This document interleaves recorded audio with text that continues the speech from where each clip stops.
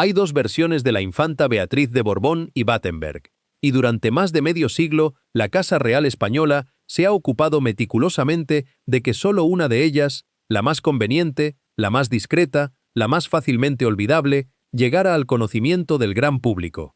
La primera es la de la hermana menor del rey Juan Carlos I, la niña que nació en el exilio italiano durante la Segunda Guerra Mundial, la mujer que se casó con un aristócrata italiano y desapareció tranquilamente en la vida privada romana, la tía bondadosa que aparecía ocasionalmente en las fotografías oficiales de bodas y bautizos reales, pero que nunca ocupaba el centro del encuadre, nunca daba entrevistas, nunca causaba problemas. Esa es la versión oficial, la que figura en las genealogías reales, con dos líneas escuetas: nacimiento, matrimonio, descendencia. La hermana que tuvo la decencia de casarse bien, mudarse lejos y no complicar las cosas.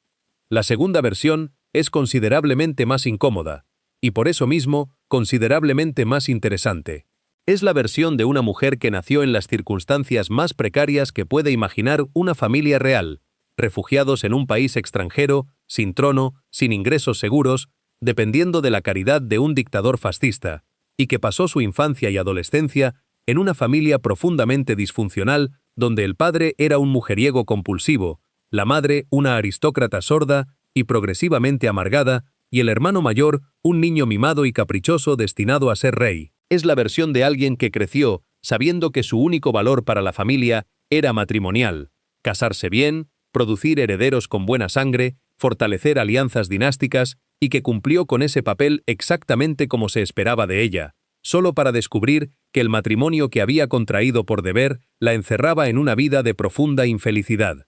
Es la historia de una mujer que hizo exactamente lo que su familia le pidió, y cuya recompensa fue el olvido deliberado. Conviene aclarar, antes de continuar, que esta no es una biografía autorizada. La infanta Beatriz, fiel hasta el final a los códigos de su clase y su generación, jamás ha concedido una entrevista personal sustancial a ningún medio de comunicación. No ha escrito memorias, no ha colaborado con ningún biógrafo. Lo que sabemos de su vida proviene de fuentes indirectas, testimonios de quienes la conocieron en Roma, cartas ocasionales que han salido a la luz en archivos familiares, los siempre poco fiables, pero ocasionalmente reveladores rumores de la prensa italiana del corazón, y sobre todo, los silencios elocuentes de la propia Casa Real Española, que menciona su nombre solo cuando resulta absolutamente inevitable y que ha hecho todo lo posible por mantenerla en los márgenes de la narrativa oficial sobre la familia Borbón. Esta es la historia de esa mujer, la de una infanta que nació sin ninguna expectativa de relevancia histórica, que fue educada para ser decorativa y obediente, que cumplió perfectamente con su papel asignado, y que descubrió, demasiado tarde para hacer nada al respecto, que obedecer a la familia no garantizaba ni felicidad ni siquiera reconocimiento.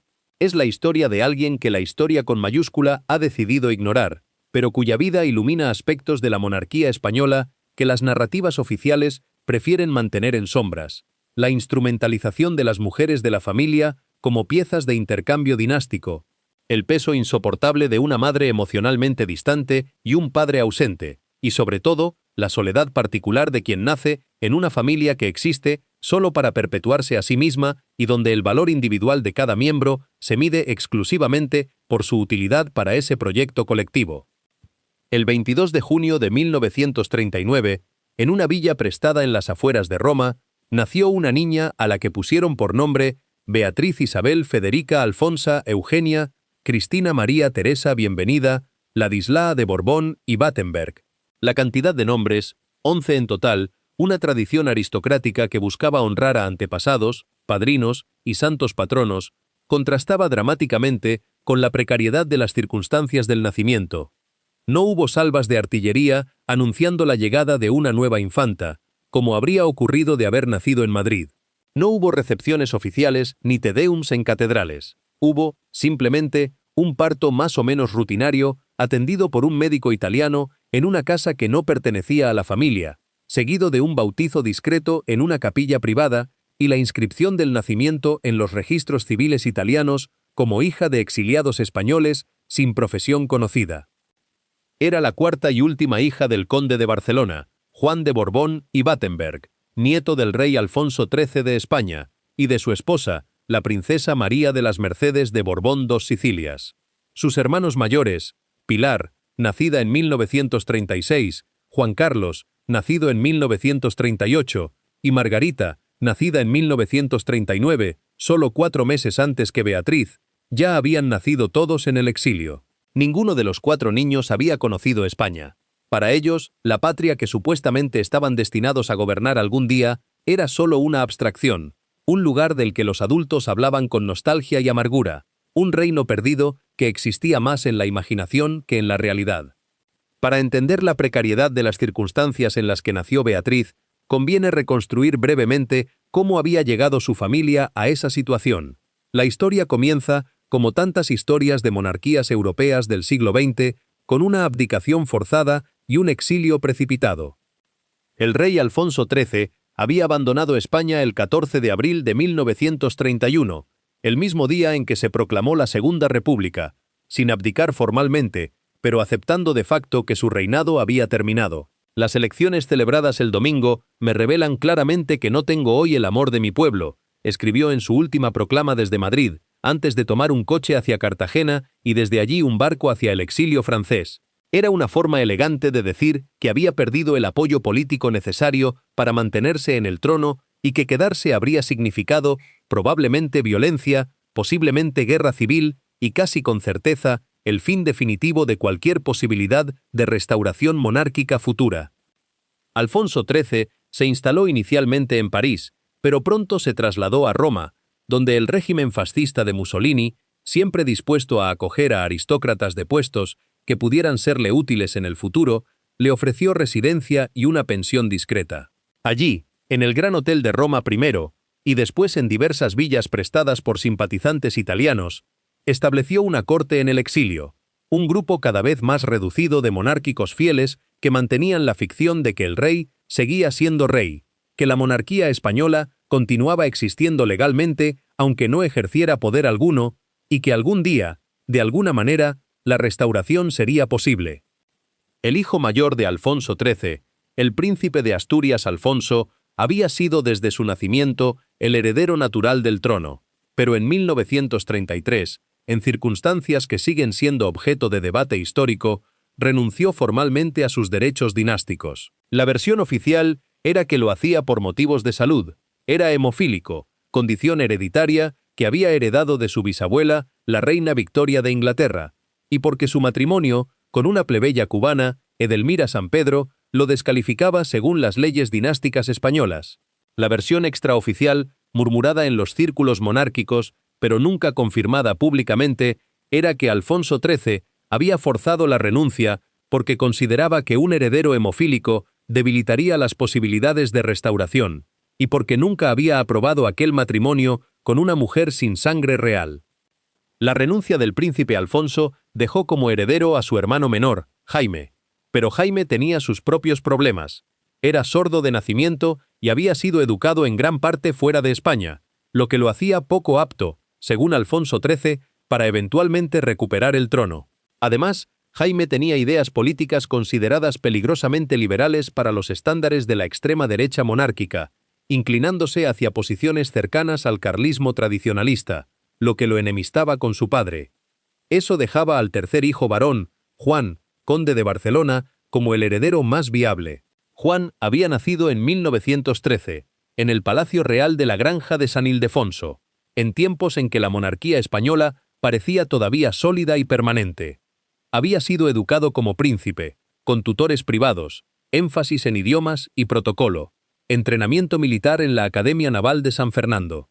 Cuando la familia se exilió en 1931, Juan tenía 18 años, la edad exacta en la que un joven aristocrático de su generación esperaría estar comenzando su carrera adulta, quizá en la marina, quizá en la diplomacia, en cualquier caso, una vida de servicio público prestigioso. En lugar de eso, se encontró exiliado, sin profesión, sin ingresos propios, dependiendo completamente de su padre. Alfonso XIII, reconociendo que Juan era ahora efectivamente su heredero más viable, lo presionó para que contrajera un matrimonio dinásticamente apropiado. La elegida fue María de las Mercedes de Borbón dos Sicilias, conocida en la familia como Doña Mercedes. Era prima hermana de Juan, Ambos eran bisnietos de la reina Isabel II de España, lo que hacía el matrimonio endogámico, según los estándares contemporáneos, pero perfectamente aceptable según las tradiciones de las casas reales europeas, que durante siglos habían practicado el matrimonio entre primos como forma de mantener la pureza de sangre y consolidar alianzas dinásticas. Doña Mercedes era 3 años mayor que Juan, nacida en 1910. Era hija del príncipe Carlos de Borbón dos Sicilias y de la princesa Luisa de Orleans, lo que le daba impecables credenciales aristocráticas. Borbones por un lado, Orleans por el otro, sangre real francesa e italiana mezclándose en proporciones perfectas. Pero traía también a ese matrimonio algo más. Era sorda de nacimiento, condición que había heredado de su madre, la princesa Luisa, quien a su vez probablemente la había heredado de algún antepasado más lejano en las complejidades genéticas de las familias reales europeas sobreconsanguíneas. La sordera de doña Mercedes no era total. Podía escuchar algo con audífonos, aunque la tecnología de los años 30 era infinitamente más primitiva que la actual, pero era lo suficientemente severa como para complicar seriamente la comunicación. Había aprendido a leer los labios en varios idiomas con notable habilidad, pero eso requería que las personas le hablaran directamente, de frente, articulando claramente. Las conversaciones grupales, las reuniones sociales ruidosas, incluso las cenas familiares con múltiples personas hablando simultáneamente, eran para ella ejercicios de aislamiento. Veía las bocas moverse, captaba fragmentos, pero perdía el hilo completo de las conversaciones. Esa discapacidad, en una mujer de su clase y época, debió de haber sido profundamente aislante. Las mujeres aristocráticas de los años 30 eran esperadas principalmente para funciones sociales: organizar cenas, mantener conversaciones ingeniosas, ser ornamentales en eventos públicos. Todas esas funciones dependían crucialmente de la capacidad de escuchar y responder apropiadamente en tiempo real. Doña Mercedes podía hacer todo eso, pero requería un esfuerzo considerable, una concentración constante en leer los labios de sus interlocutores, una vigilancia agotadora para no perderse nada importante, y siempre estaba la posibilidad de malentender algo, de responder inapropiadamente, de quedar en evidencia como discapacitada en un contexto social donde la perfección física era esperada de las mujeres de su rango. No sorprende, quizá, que desarrollara una personalidad que quienes la conocieron describían consistentemente como fría, distante, difícil de conocer genuinamente. Era reservada hasta el extremo, raramente mostraba afecto físico incluso con sus propios hijos. Mantenía a la mayoría de las personas a una distancia emocional considerable. Los biógrafos más generosos interpretan esto como mecanismo de defensa. Una mujer que había aprendido desde niña que las interacciones sociales eran campos minados potenciales donde cualquier malentendido auditivo podía resultar en humillación, había desarrollado la estrategia de minimizar esas interacciones, mantener el control mediante la frialdad, evitar la vulnerabilidad que viene con la cercanía emocional. El matrimonio entre Juan y Mercedes se celebró en Roma el 12 de octubre de 1935, festividad de la Virgen del Pilar, patrona de España, un simbolismo deliberado que enfatizaba las raíces españolas de una boda que ocurría en suelo italiano.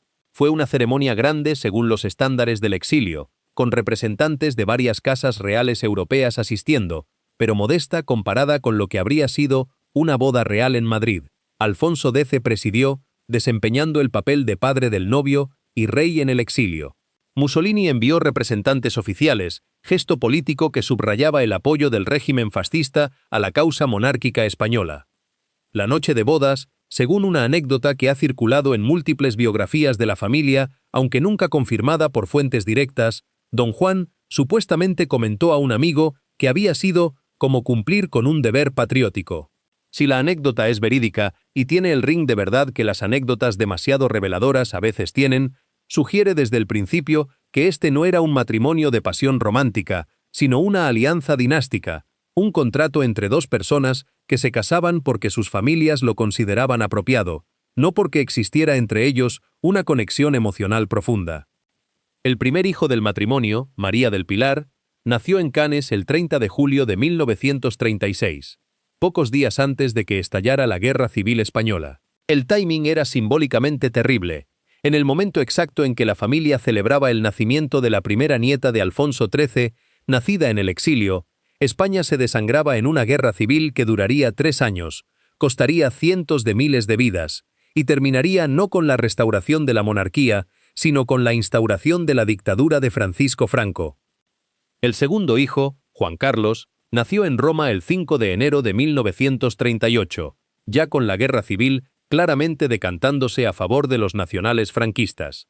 Su nacimiento fue celebrado por los círculos monárquicos en el exilio como altamente significativo. Un varón, un heredero varón, alguien que algún día podría restaurar la línea sucesoria directa. Alfonso XIII, ya gravemente enfermo, moriría solo 3 meses después, en febrero de 1938, alcanzó a conocer a su nieto y supuestamente comentó que el niño tenía ojos de rey. Probablemente era solo el tipo de comentario sentimental que los abuelos ancianos hacen sobre los nietos recién nacidos, pero sería recordado y citado décadas después como evidencia de que Juan Carlos había estado destinado al trono desde su nacimiento. La tercera hija, Margarita, nació en Roma el 6 de marzo de 1939. Su nacimiento fue considerablemente menos celebrado que el de Juan Carlos. Era otra niña, no el repuesto varón que las familias reales tradicionales siempre buscaban tener en caso de que algo le pasara al heredero principal, pero al menos demostraba que doña Mercedes era capaz de tener múltiples embarazos y partos exitosos, lo cual no era trivial en una época donde la mortalidad materna e infantil seguía siendo considerable incluso entre las clases privilegiadas con acceso a la mejor atención médica disponible. Y luego, apenas 3 meses después del nacimiento de Margarita, doña Mercedes estaba embarazada de nuevo. 4 embarazos en menos de 3 años. Era un ritmo agotador por cualquier estándar, y especialmente para una mujer que además tenía que criar a 3 niños pequeños, gestionar un hogar en el exilio con recursos limitados, y mantener las apariencias como consorte del heredero al trono español en un contexto donde la imagen lo era todo, y los recursos materiales para mantener esa imagen eran cada vez más escasos. El embarazo de Beatriz transcurrió durante la primavera de 1939, mientras Europa entera se deslizaba aceleradamente hacia la Segunda Guerra Mundial.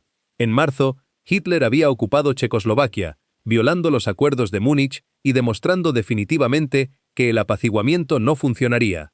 En abril, Italia invadió Albania, expandiendo el imperio fascista de Mussolini. En mayo, Alemania e Italia firmaron el Pacto de Acero, formalizando la alianza que se conocería como el Eje. Para cualquiera que estuviera prestando atención, era obvio que la guerra era inminente. La familia de Don Juan, viviendo en Roma bajo la protección de Mussolini, estaba en una posición particularmente vulnerable. Si Italia entraba en guerra contra Francia y Gran Bretaña, como de hecho haría en junio de 1940, ¿qué pasaría con los exiliados españoles que dependían de la hospitalidad italiana? ¿Seguirían siendo bienvenidos? ¿Se convertirían en peones en juegos diplomáticos más grandes? ¿Tendrían que mudarse de nuevo, buscando refugio en otro país neutral? Esas preocupaciones formaban el telón de fondo del nacimiento de Beatriz.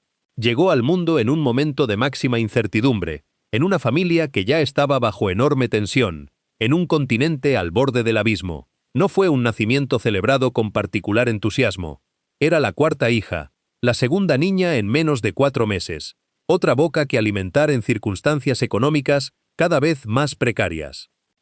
Las fotografías de Beatriz bebé que se conservan en los archivos familiares la muestran como una niña regordeta de aspecto saludable, con los ojos claros característicos de los Borbones y una expresión que los más sentimentales describirían como seria, como si ya desde la infancia supiera que había nacido en circunstancias difíciles. Pero probablemente eso es proyección retrospectiva. Todos los bebés tienen más o menos la misma expresión neutra en las fotografías formales, y leer el carácter futuro en la cara de un recién nacido es ejercicio de imaginación más que de análisis. Lo que sí sabemos con certeza es que desde el momento de su nacimiento, Beatriz fue la menos importante de los 4 hermanos en términos de la jerarquía familiar y las expectativas dinásticas. Juan Carlos era el heredero, el futuro rey, el niño en quien se depositaban todas las esperanzas de restauración. Pilar era la primogénita, lo que le daba cierto estatus especial. Margarita era la tercera, tampoco particularmente importante, pero al menos había nacido antes que Beatriz. Beatriz era la última, la menos necesaria, la que había llegado quizá un poco demasiado pronto después de Margarita, evidencia de que don Juan y doña Mercedes no estaban siendo particularmente cuidadosos con el espaciamiento de los embarazos. En las familias reales tradicionales, donde el valor de cada miembro se mide por su utilidad para la dinastía, ser la cuarta hija es ser casi invisible. No eres el heredero, por lo que no te educan para gobernar. No eres la primogénita, por lo que no tienes ni siquiera el estatus especial de ser la primera. Eres, esencialmente, repuesto de repuesto de repuesto, un seguro demográfico en caso de que algo terrible le pase a tus hermanos mayores, pero sin función clara en el escenario más probable donde todos sobreviven hasta la edad adulta. Esa invisibilidad esencial marcaría toda la vida de Beatriz.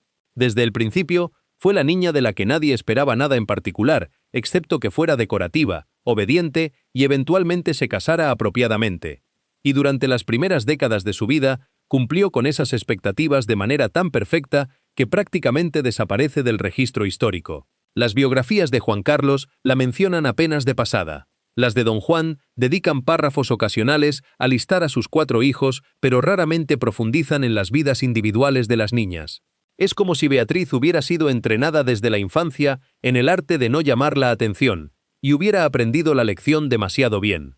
La Segunda Guerra Mundial estalló formalmente el 1 de septiembre de 1939, cuando Alemania invadió Polonia. Beatriz tenía apenas 2 meses de vida. Durante los primeros 9 meses del conflicto, el período conocido como la Guerra Falsa o Drôle de Guerre, cuando Alemania y los aliados occidentales estaban técnicamente en guerra pero apenas combatiendo, la vida en Roma continuó con relativa normalidad. Italia aún no había entrado oficialmente en el conflicto. Mussolini mantenía una neutralidad que engañaba a pocos pero que al menos proporcionaba cierta estabilidad, y las familias exiliadas como la de don Juan podían seguir viviendo su extraña existencia de aristócratas sin reino, esperando tiempos mejores. Eso cambió dramáticamente en junio de 1940, cuando Italia declaró la guerra a Francia y Gran Bretaña. De repente, Roma ya no era un refugio seguro, sino una capital beligerante. Los bombardeos aliados sobre objetivos italianos comenzarían pronto. El racionamiento se intensificó. La atmósfera general de la ciudad cambió de la relativa comodidad del final de los años 30 a la tensión creciente de un país en guerra que no estaba particularmente bien preparado para ella y cuya población civil empezaba a sufrir las consecuencias.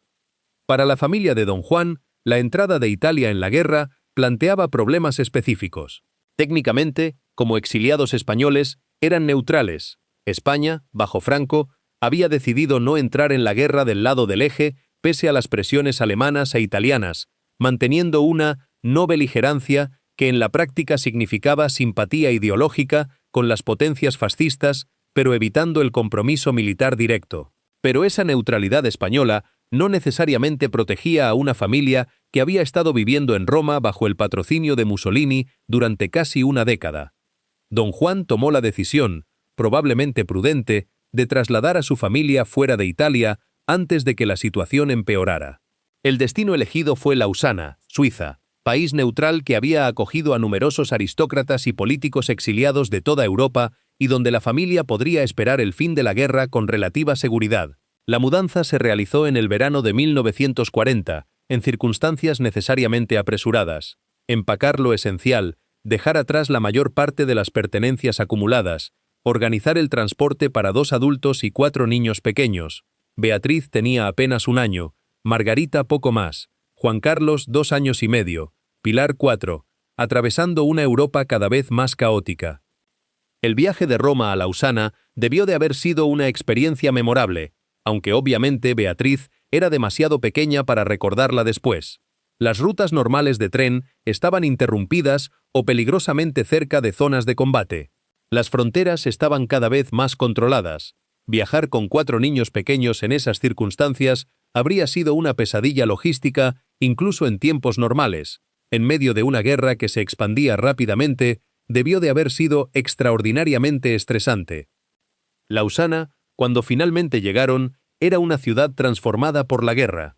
Antes del conflicto, había sido un elegante resort junto al lago Le Mans, destino de turistas adinerados y retiro de aristócratas en busca de tranquilidad. Ahora era refugio de un flujo constante de refugiados, políticos que habían huido de países ocupados, aristócratas desposeídos, intelectuales escapando de regímenes totalitarios, judíos que habían logrado salir antes de que fuera demasiado tarde. La población de la ciudad se había hinchado con miles de estas personas desplazadas, todas ellas en situaciones precarias, todas dependiendo de ahorros que se agotaban, de conexiones familiares cada vez más tenues, de la generosidad de organizaciones de caridad. La familia de don Juan alquiló una villa modesta en las afueras de Lausana. Modesta aquí es relativo. Seguía siendo una propiedad considerable según los estándares de la clase media suiza, con jardín propio y espacio suficiente para la familia y el personal doméstico reducido que aún podían permitirse. Pero era dramáticamente menos impresionante que las residencias que habían ocupado en Roma, y muchísimo menos que cualquier residencia que habrían tenido en España si la monarquía no hubiera sido derrocada. Doña Mercedes se ocupó de establecer alguna rutina para los niños. Contrató a una institutriz francesa, Mademoiselle Moulinot, cuyo nombre aparece ocasionalmente en las memorias de Pilar y cuya presencia indica que incluso en el exilio suizo, y con recursos limitados, la familia mantenía el modelo aristocrático tradicional de educación. Los niños no iban a escuelas públicas, sino que eran educados en casa por tutores privados. Esto no era solo esnobismo, aunque sin duda había un elemento de eso, sino también cálculo estratégico. En escuelas públicas, los niños se mezclarían con suizos de clase media, desarrollarían acentos suizos, posiblemente olvidarían el español, perderían la identidad aristocrática española, que era esencial si algún día iban a regresar a España como familia real. Los primeros años de Beatriz en Lausana transcurrieron, por lo que podemos reconstruir de fuentes fragmentarias, en relativo aislamiento del mundo exterior. Era demasiado pequeña para entender la guerra que rugía en el resto de Europa. Italia era bombardeada regularmente por los aliados. Alemania había invadido la Unión Soviética y se había embarcado en el Holocausto. El norte de África cambiaba de manos repetidamente entre el Afrika Korps y los británicos. Pero en la villa de Lausana, protegida por la neutralidad suiza, la niña pequeña que algún día sería la infanta Beatriz jugaba en el jardín, aprendía sus primeras palabras en francés de Mademoiselle Moulinot y crecía sin tener idea de que el mundo estaba desgarrándose. Las fotografías familiares de este período, y hay sorprendentemente pocas que hayan sobrevivido o sido publicadas, muestran a 4 niños pequeños vestidos con la formalidad característica de la época, las niñas con vestidos almidonados y lazos en el pelo, Juan Carlos con trajes de marinero o pantalones cortos y tirantes. Beatriz aparece generalmente al margen, siendo la más pequeña, sentada en el regazo de su madre o de la institutriz, o de pie al borde del grupo, mientras sus hermanos mayores ocupan el centro de la composición. Ya en estas fotografías tempranas se establece el patrón visual que se mantendría toda su vida. Beatriz en los márgenes, presente pero periférica, incluida porque sería extraño excluirla, pero nunca el foco de atención. Doña Mercedes, por todos los testimonios disponibles, no era una madre particularmente cariñosa ni emocionalmente disponible. Su sordera la aislaba incluso de sus propios hijos. Las interacciones espontáneas, los juegos ruidosos, las conversaciones rápidas entre niños, todo eso ocurría en un registro auditivo al que ella tenía acceso limitado. Podía supervisar a los niños visualmente, asegurarse de que estuvieran limpios y bien vestidos, y se comportaran apropiadamente, pero la intimidad emocional que requiere escuchar realmente a un niño, captar los matices de tono que indican cuando están tristes o asustados o necesitan consuelo, todo eso era enormemente difícil para ella. No ayudaba que viniera de una tradición aristocrática, donde de todas formas se esperaba que las madres de su clase delegaran la mayor parte del cuidado diario de los niños en personal doméstico. Las niñeras los alimentaban, los bañaban, los acostaban. Las institutrices los educaban.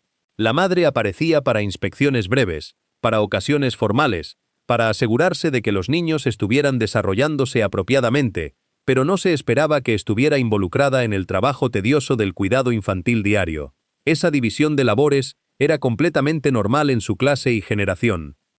Pero combinada con su discapacidad auditiva, resultaba en un distanciamiento particular. Los 4 niños crecieron sabiendo que su madre los amaba de alguna manera abstracta. Era su madre, por supuesto que los amaba. pero sintiendo poca calidez emocional real. Ella era una figura de autoridad distante, alguien que establecía reglas y esperaba obediencia, no alguien a quien recurrirías cuando necesitabas consuelo o comprensión. Don Juan, por su parte, estaba frecuentemente ausente.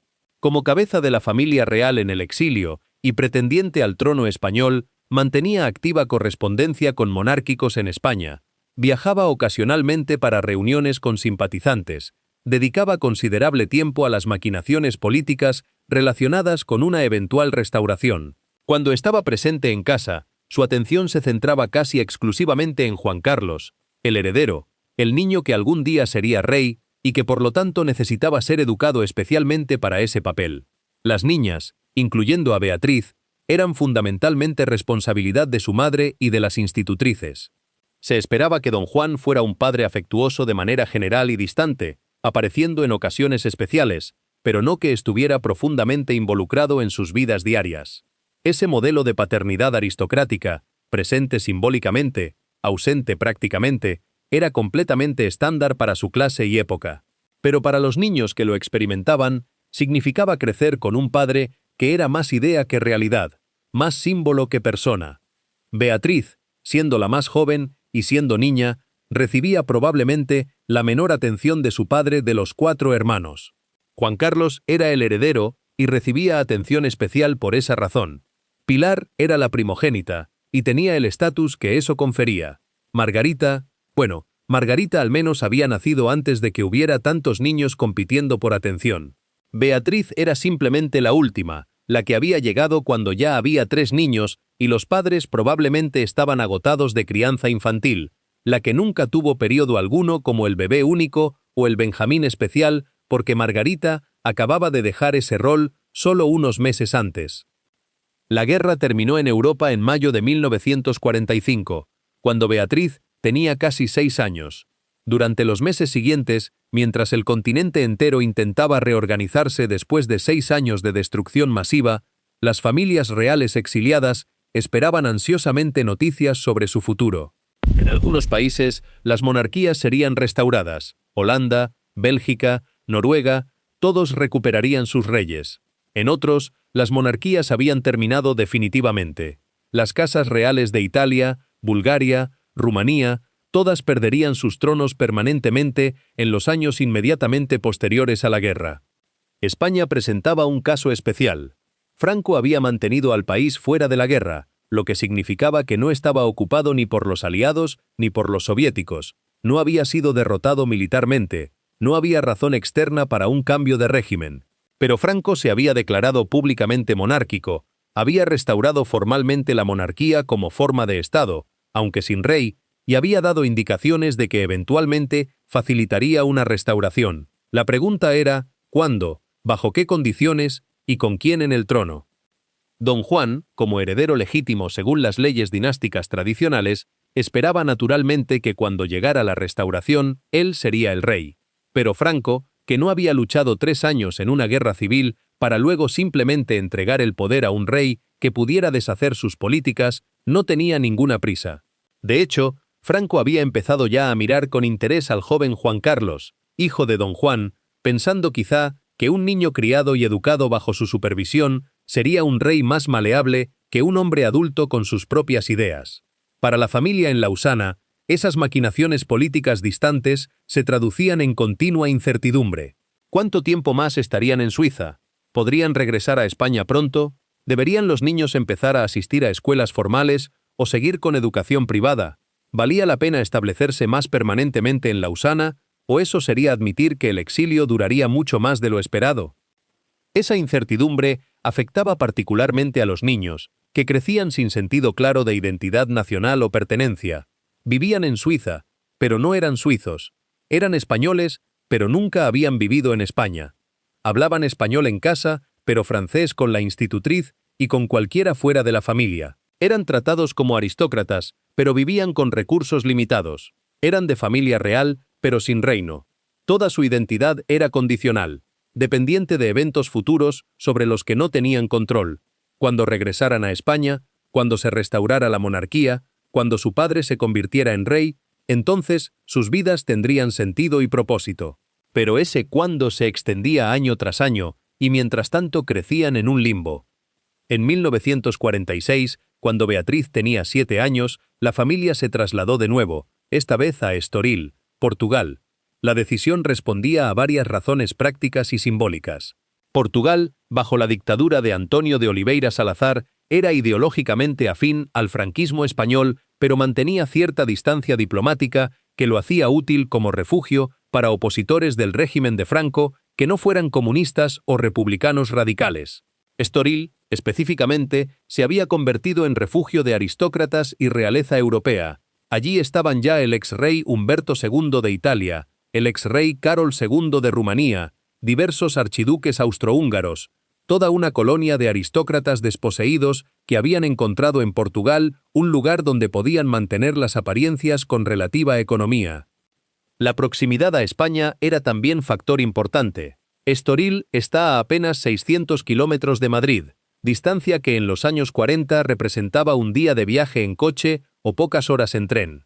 Estaban lo suficientemente cerca como para que don Juan pudiera mantener contactos con monárquicos en España, lo suficientemente lejos como para no provocar al régimen de Franco con presencia demasiado obvia en territorio español.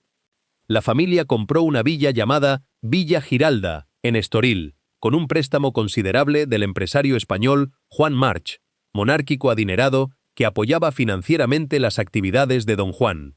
La casa era grande, elegante, con jardines amplios y vistas al océano Atlántico. Era, finalmente, después de 15 años de exilio, algo que podían considerar un hogar propio en lugar de una residencia temporalmente prestada o alquilada. Los niños podían establecerse, hacer amigos entre los hijos de otras familias aristocráticas exiliadas en Estoril, desarrollar alguna sensación de continuidad y pertenencia. Para Beatriz, entrando en la niñez tardía y luego en la adolescencia durante los años en Villa Giralda, este periodo debió de haber sido formativo de maneras que solo podemos inferir de evidencia fragmentaria. Asistió, junto con sus hermanas, a un colegio católico privado en Estoril dirigido por monjas, el Colegio del Sagrado Corazón. Era una institución diseñada específicamente para educar a niñas de familias aristocráticas, con énfasis en idiomas, francés, inglés, además del portugués e español, artes decorativas, piano, canto, dibujo y formación religiosa. El currículum académico formal era menos riguroso, algo de historia, geografía, matemáticas básicas, pero nada que pudiera preparar a una niña para una carrera profesional, porque se asumía que las niñas de esa clase no tendrían carreras profesionales, sino que se casarían. Las fotografías de Beatriz adolescente que existen en archivos familiares la muestran como una joven seria, no particularmente hermosa según los cánones convencionales, pero tampoco fea. Cara alargada característica de los Borbones, nariz prominente, ojos oscuros, pelo castaño generalmente recogido en peinados conservadores. En las fotos grupales con sus hermanas, sigue apareciendo frecuentemente al margen, Pilar al centro, primogénita, la más alta, con presencia natural de líder, Margarita a un lado, generalmente sonriendo, la más fotogénica de las tres, y Beatriz al otro lado o ligeramente detrás, con expresión que oscilaba entre seria y levemente incómoda. Los testimonios de quienes la conocieron en esa época, compañeras de colegio, amigas de la familia, vecinos en Estoril, son escasos y generalmente anodinos. La describen como tranquila, educada, tímida, reservada. Nadie menciona que fuera particularmente brillante académicamente, ni particularmente talentosa artísticamente, ni particularmente carismática socialmente. Era, por todos los indicios disponibles, una chica perfectamente normal de su clase y época, bien educada, apropiadamente devota, adecuadamente preparada para el único futuro que se esperaba de ella, que era casarse con alguien apropiado y tener hijos. Ese futuro matrimonial era, de hecho, probablemente el tema que más ocupaba las conversaciones entre doña Mercedes y sus hijas mayores a medida que Pilar y luego Margarita entraban en edad casadera a finales de los años 50. En las familias aristocráticas de esa época, el matrimonio de las hijas era asunto de importancia estratégica máxima. Un buen matrimonio podía fortalecer alianzas dinásticas, traer dinero o propiedades a la familia, elevar el estatus social. Un mal matrimonio, con alguien inapropiado por clase o religión o política, podía ser catastrófico. Para las hijas de don Juan, había complicaciones adicionales.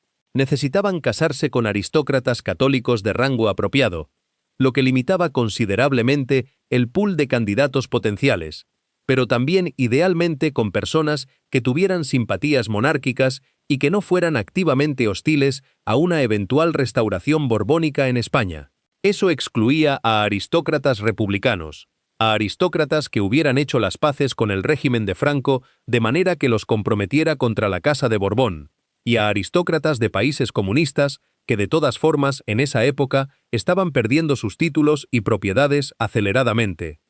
El pool restante de candidatos apropiados era, para mediados de los años 50, relativamente pequeño. Algunos aristócratas italianos de antiguas familias, algunos nobles alemanes que habían sobrevivido la guerra sin comprometerse demasiado con el nazismo, algunos aristócratas portugueses y españoles que mantenían distancia apropiada del régimen de Franco. Doña Mercedes, con la ayuda de una red de aristócratas mayores que funcionaban como casamenteras informales, empezó a identificar candidatos potenciales y a organizar situaciones donde sus hijas pudieran conocerlos casualmente. Pilar, la hermana mayor, fue la primera en casarse. En mayo de 1967, contrajo matrimonio con Luis Gómez Acebo y Duque de Estrada, un aristócrata español de familia conocida pero no de la primera fila de la nobleza. El matrimonio se consideró apropiado, aunque no espectacular. Gómez Acebo era respetable, católico, monárquico, pero no traía ni título particularmente impresionante ni fortuna considerable. Era, en esencia, un matrimonio seguro, no brillante, pero tampoco problemático. Margarita se casó en octubre de 1972 con Carlos Zurita y Delgado, también aristócrata español, también de familia conocida, también en el rango de apropiado, pero no espectacular. El patrón se estaba estableciendo. Las hijas de don Juan se estaban casando dentro de la aristocracia española tradicional, con hombres de buena familia, pero no de la realeza europea más amplia, en matrimonios que consolidaban su posición dentro de la élite española, pero que no les daban particular brillo dinástico internacional. Para cuando le llegó el turno a Beatriz, a principios de los años 60, las opciones se habían estrechado aún más. Tenía 22 años en 1961, edad que en su clase y época se consideraba ya al borde de convertirse en solterona. Las mujeres aristocráticas de su generación generalmente se casaban entre los 18 y los 23 años. Más allá de esa edad, empezaban a ser vistas como mercancía que se depreciaba, problemáticas por alguna razón no inmediatamente obvia. ¿Por qué una joven de buena familia, razonablemente atractiva, con impecables conexiones, seguía soltera a los 22? ¿Había algo mal con ella que los pretendientes potenciales habían detectado y rechazado? La realidad, probablemente más prosaica, era que Beatriz era tímida hasta el extremo, emocionalmente reservada, característica que había heredado o aprendido de su madre, y no particularmente hábil en el tipo de flirteo social que se esperaba de las jóvenes en las fiestas y reuniones donde supuestamente conocerían a pretendientes potenciales. Las crónicas sociales de Estoril de finales de los 50 la mencionan ocasionalmente asistiendo a eventos, bailes de caridad, cenas, fiestas de jardín, pero siempre de manera periférica, nunca como protagonista de ningún romance incipiente o escándalo menor. Doña Mercedes, consciente de que el reloj biológico y social estaba corriendo, intensificó los esfuerzos por encontrar marido apropiado para su hija menor. La red de contactos aristocráticos se activó con mayor urgencia. Se consultó con casamenteras profesionales. Sí, tales figuras aún existían en los círculos aristocráticos europeos de principios de los 60, mujeres mayores de buena familia cuya función social era conocer a todas las familias apropiadas y sus hijos e hijas solteros y facilitar encuentros. Se examinaron cuidadosamente las listas de aristócratas varones solteros de edad aproximadamente apropiada. Se prefería que el marido fuera algunos años mayor que la esposa, pero no tanto mayor como para resultar grotesco, y antecedentes aceptables. El candidato que eventualmente emergió como más prometedor era Alessandro Sandro Torlonia, miembro de una de las familias aristocráticas más antiguas y ricas de Italia. Los Torlonia no eran realeza. Italia acababa de abolir la monarquía en 1946, pero eran nobles desde el siglo XVIII. Habían sido príncipes del Sacro Imperio Romano Germánico, Y lo más importante para las consideraciones prácticas, eran inmensamente ricos. La fortuna Torlonia se basaba en banca, tierras y propiedades inmobiliarias en Roma y sus alrededores. Eran exactamente el tipo de familia con la que una casa real empobrecida en el exilio querría emparentar. Suficiente prestigio aristocrático como para que el matrimonio no fuera visto como mercenario, suficiente dinero como para que resolviera problemas económicos reales. Alessandro Torlonia había nacido en 1938, lo que lo hacía un año menor que Beatriz, inversión menor de la preferencia usual, pero no escandalosa. Era el hijo mayor de Alessandro Torlonia, quinto príncipe di Civitella Sesi, lo que significaba que eventualmente heredaría el título principesco y las propiedades considerables que lo acompañaban. Había sido educado en colegios católicos privados en Roma, había hecho el servicio militar obligatorio y a principios de los 60 estaba comenzando a involucrarse en la gestión de los negocios familiares, específicamente en el sector inmobiliario. Las descripciones de Alessandro en ese periodo lo pintan como un joven típico de su clase, bien educado pero no particularmente intelectual, deportivo de la manera que se esperaba de los aristócratas italianos, navegación, equitación, esquí, católico practicante, pero no excesivamente devoto, políticamente conservador en el sentido vago y poco definido que era común en su círculo. No era particularmente guapo según los cánones cinematográficos, cara redonda, complexión que tendía al sobrepeso, pelo que empezaba a clarear prematuramente, pero tampoco feo. Era, en resumen, exactamente el tipo de candidato apropiado, pero no emocionante, que las familias aristocráticas tradicionalmente consideraban ideal para sus hijas. Estable, respetable, rico, sin vicios escandalosos conocidos. El cortejo, si puede llamarse así, fue orquestado cuidadosamente a lo largo de 1960. Se organizaron encuentros casuales en eventos sociales en Roma, donde ambas familias tenían motivos plausibles para estar presentes. Doña Mercedes llevó a Beatriz a Roma en varias ocasiones, alojándose con parientes o amigos aristocráticos, asegurándose de que aceptaran invitaciones a exactamente las fiestas y cenas donde sabía que Alessandro estaría presente. Las madres de ambos jóvenes, la princesa Torlonia y doña Mercedes, colaboraron discretamente, asegurándose de que sus hijos estuvieran sentados juntos en las cenas, de que tuvieran oportunidades de conversar, de que se formara algún tipo de conexión. Beatriz y Alessandro se conocieron formalmente en una cena en el Palazzo Torlonia en la primavera de 1960. Según el relato que aparece en la biografía autorizada de Don Juan, publicada décadas después, fuente que debe tratarse con cautela, dado que las biografías autorizadas tienden a romantizar estos encuentros, se llevaron bien inmediatamente, descubriendo intereses compartidos en el arte y la música. Es posible. También es posible que ambos simplemente entendieran que sus familias estaban empujándolos hacia el matrimonio y que, no teniendo objeciones particulares ni alternativas más atractivas, decidieron cooperar con el plan. El noviazgo duró aproximadamente un año, periodo durante el cual Beatriz viajó regularmente a Roma, siempre apropiadamente acompañada por su madre o una dama de compañía, para pasar tiempo con Alessandro bajo la supervisión cuidadosa de ambas familias. Las cartas que Beatriz escribió a sus hermanas durante este periodo, algunas de las cuales han sido citadas fragmentariamente en memorias posteriores de Pilar, sugieren sentimientos complicados. Por un lado, expresaba alivio de haber finalmente encontrado un pretendiente apropiado que sus padres aprobaban y con quien podía imaginarse casándose. Por otro, no hay evidencia en esas cartas del tipo de entusiasmo romántico que cabría esperar de una joven enamorada. Escribía sobre Alessandro con afecto tibio, describiéndolo como agradable y considerado, adjetivos que no exactamente arden de pasión.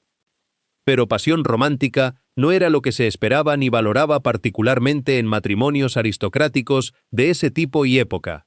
Lo que se valoraba era compatibilidad básica de temperamento, valores compartidos, católicos, monárquicos, conservadores, antecedentes familiares apropiados y perspectivas económicas sólidas. Por todos esos criterios, el matrimonio propuesto entre Beatriz y Alessandro era excelente.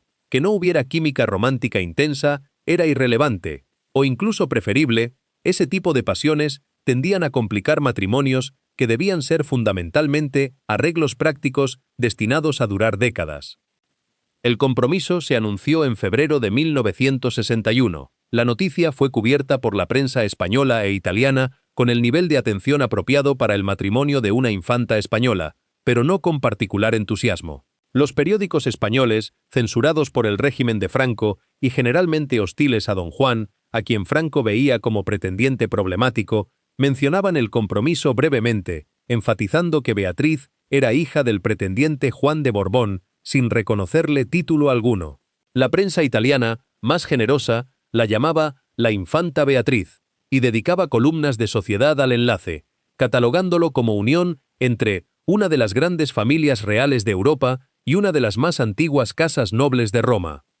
La boda se celebró el 12 de febrero de 1960 en la iglesia de San Giovanni dei Fiorentini, en Roma, ceremonia grande según los estándares aristocráticos, pero no espectacular según estándares reales. Asistieron representantes de varias casas reales europeas, los Saboya de Italia, los Borbón dos Sicilias, diversos archiduques y príncipes menores, pero no hubo presencia de ninguna familia real reinante de primer nivel. España envió delegación discreta de aristócratas monárquicos, pero ningún representante oficial del gobierno de Franco, subrayando la ambigüedad del estatus de la familia, demasiado importante para ignorar completamente, no lo suficientemente reconocida oficialmente como para merecer representación gubernamental. Las fotografías de la boda muestran a Beatriz con vestido blanco tradicional, velo largo, expresión seria que algunos interpretarían como solemnidad apropiada para la ocasión, y otros como ansiedad apenas disimulada. Alessandro, a su lado en traje de mañana, sonríe levemente, cumpliendo su papel de novio apropiadamente feliz. Don Juan aparece orgulloso, entregando formalmente a su hija. Doña Mercedes, vestida elegantemente, mantiene su expresión característica de reserva controlada. Juan Carlos, entonces de 22 años, y ya siendo preparado discretamente por Franco como eventual sucesor, asiste como hermano mayor, fotografiado conversando con aristócratas italianos, ensayando el papel de príncipe heredero que formalmente asumiría años después. La recepción se celebró en el Palazzo Torlonia, residencia familiar de los novios en pleno centro de Roma. El palacio, construido en el siglo XVIII y decorado opulentamente en estilo neoclásico, proporcionaba el escenario perfecto para una boda aristocrática. Salones inmensos, con frescos en los techos, muebles de época, jardines formales. Para Beatriz, acostumbrada a la relativa modestia de Villa Giralda en Estoril, debe de haber sido simultáneamente impresionante e intimidante. Este sería su hogar ahora, pero era hogar que pertenecía fundamentalmente a la familia de su marido, donde ella sería huésped permanente más que dueña. La luna de miel transcurrió en Capri, destino clásico de aristócratas romanos, alojándose en una villa privada de amigos de la familia Torlonia. Lo que ocurrió durante esas semanas no está documentado. Las lunas de miel aristocráticas no generan registros escritos, pero cuando la pareja regresó a Roma en marzo de 1961 para establecerse permanentemente en un ala del Palazzo Torlonia, comenzó el matrimonio real, y con él las primeras señales de que este arreglo aparentemente perfecto contenía semillas de considerable infelicidad futura. Roma en los años 60 era una ciudad en plena transformación. La Dolce Vita cinematográfica de Fellini capturaba cierto aspecto de la realidad, una ciudad que había dejado atrás las privaciones de la posguerra y se lanzaba con entusiasmo a la prosperidad económica del boom italiano, donde la Vía Véneto se llenaba de noche con aristócratas, estrellas de cine, intelectuales y paparazzi persiguiéndolos a todos. Pero esa Roma glamurosa de los titulares coexistía con otra Roma más tradicional, la de las viejas familias aristocráticas que mantenían sus palacios en el centro histórico, que asistían fielmente a misa cada domingo, que seguían las reglas sociales establecidas durante siglos. La familia Torlonia pertenecía firmemente a esta segunda Roma. Eran ricos, inmensamente ricos, pero su riqueza era antigua, basada en tierras y banca, no en industrias modernas o negocios cinematográficos. Eran católicos devota y conservadoramente, con conexiones estrechas al Vaticano que se remontaban generaciones. Eran políticamente de derecha en el sentido tradicional italiano, anticomunistas viscerales, nostálgicos del orden social premoderno, profundamente desconfiados de los cambios que estaban transformando Italia durante los 60. Beatriz se integró en esta familia y este mundo con la docilidad que había caracterizado toda su vida hasta ese momento. Se mudó al Palazzo Torlonia, ocupando un ala del enorme edificio que Alessandro había renovado parcialmente para la pareja. Asistió a las misas familiares, a las cenas formales con parientes Torlonia, a los eventos sociales del calendario aristocrático romano. Aprendió italiano fluidamente, ya hablaba francés y español. Añadir un tercer idioma romance no era particularmente difícil. Cumplió con todas las expectativas superficiales del papel de joven esposa aristocrática. Pero por debajo de esa superficie de conformidad apropiada, hay evidencia creciente de que Beatriz era profundamente infeliz. Las fuentes para esta afirmación son fragmentarias y mayormente indirectas. Cartas ocasionales a sus hermanas, comentarios recordados décadas después por aristócratas romanos que la conocieron, interpretaciones de silencios en el registro histórico, pero convergen en pintar un cuadro de una mujer que se sentía atrapada en una vida que no había elegido realmente y en un matrimonio que proporcionaba seguridad material pero poca satisfacción emocional. El problema central parece haber sido la relación con Alessandro. Por todos los indicios disponibles, el matrimonio funcionaba adecuadamente en el nivel superficial. No había escándalos públicos, no había infidelidades flagrantes, no había violencia doméstica, pero tampoco había aparentemente intimidad emocional genuina. Alessandro, según testimonios de amigos de la época, era hombre de gustos simples y carácter convencional. Le interesaba la gestión de las propiedades familiares, los deportes apropiados de su clase, las reuniones sociales con otros aristócratas romanos. No era particularmente intelectual, no era introspectivo, no era el tipo de persona que buscaría conversaciones profundas sobre sentimientos o significado existencial. Beatriz, por su parte, era considerablemente más compleja emocionalmente, aunque su educación aristocrática la había entrenado cuidadosamente a no mostrar esa complejidad. Leía extensamente. Las facturas de librerías romanas conservadas en archivos familiares muestran compras regulares de literatura francesa e italiana, biografías históricas, incluso alguna filosofía. Desarrolló interés serio en historia del arte, asistiendo regularmente a conferencias en museos romanos, visitando iglesias para estudiar sus frescos y arquitectura. Pero estos intereses intelectuales no encontraban eco en su marido ni en la mayor parte de su círculo social aristocrático, donde las mujeres se esperaba que fueran decorativas y organizaran cenas bien, no que tuvieran intereses intelectuales serios. El aislamiento lingüístico y cultural tampoco ayudaba. Aunque Beatriz había aprendido italiano funcional, nunca alcanzó la fluidez cultural completa que habría requerido haber crecido en Italia. Los chistes de sobremesa, las referencias a eventos políticos italianos de décadas pasadas, las sutilezas sociales que todos en la familia Torlonia habían absorbido desde la infancia, todo eso permanecía parcialmente opaco para ella. Ella era perpetuamente la española, la extranjera que había llegado por matrimonio, incluida por cortesía, pero nunca completamente integrada. Y estaba la cuestión de los hijos, o más precisamente, de la ausencia de hijos durante los primeros años del matrimonio. En familias aristocráticas donde la continuidad dinástica es consideración primordial, la función principal de una esposa es producir herederos. Ese era, fundamentalmente, el propósito del matrimonio desde la perspectiva de ambas familias. Beatriz traía sangre real Borbón, Alessandro traía el título y la fortuna Torlonia, y los hijos combinarían ambas cosas en síntesis dinástica perfecta. Pero el primer hijo no llegó hasta 1962, más de un año después de la boda, retraso que en esa época ya generaba comentarios discretos.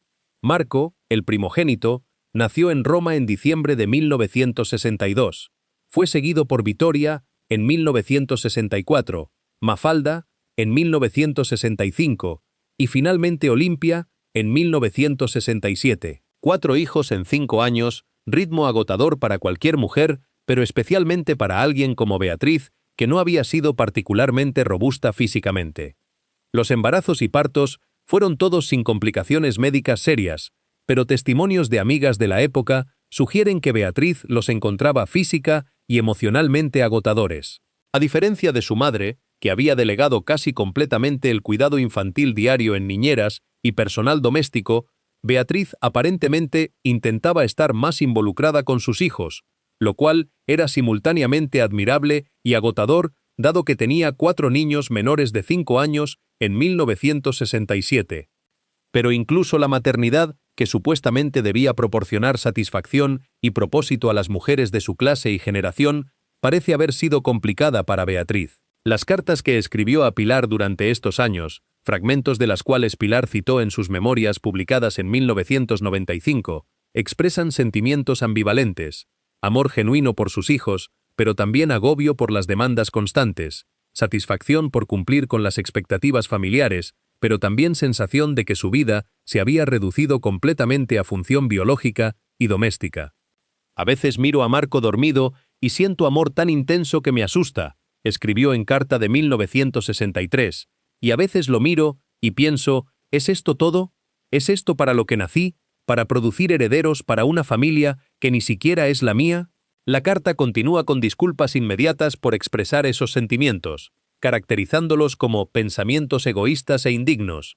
Pero el hecho de que los expresara en absoluto, incluso en correspondencia privada con su hermana, sugiere profundidad de infelicidad que iba más allá de la insatisfacción temporal. La vida social que se esperaba que Beatriz mantuviera como princesa Torlonia añadía otra capa de tensión. Los Torlonia eran familia que entretenía frecuentemente y elaboradamente. El Palazzo Torlonia era regularmente sede de cenas formales para 20 o 30 invitados, recepciones para 100, ocasionalmente bailes que atraían a varios cientos de personas de la aristocracia y alta burguesía romana. Organizar estos eventos era responsabilidad primaria de las mujeres de la familia, y Beatriz, como esposa del heredero, se esperaba que jugara papel principal. Esto requería habilidades que Beatriz había sido educada para poseer, pero que no necesariamente disfrutaba ejercer. Coordinación con el personal doméstico, los Torlonia empleaban a docenas de personas solo en el Palazzo Romano. Planificación de menús, arreglos de asientos considerando jerarquías sociales complejas y enemistades ancestrales entre familias aristocráticas. Coordinación de entretenimiento apropiado. Y luego, durante los eventos mismos, se esperaba que fuera anfitriona perfecta, conversando graciosamente con invitados, asegurándose de que nadie se sintiera ignorado, manteniendo el flujo de la velada sin esfuerzo visible.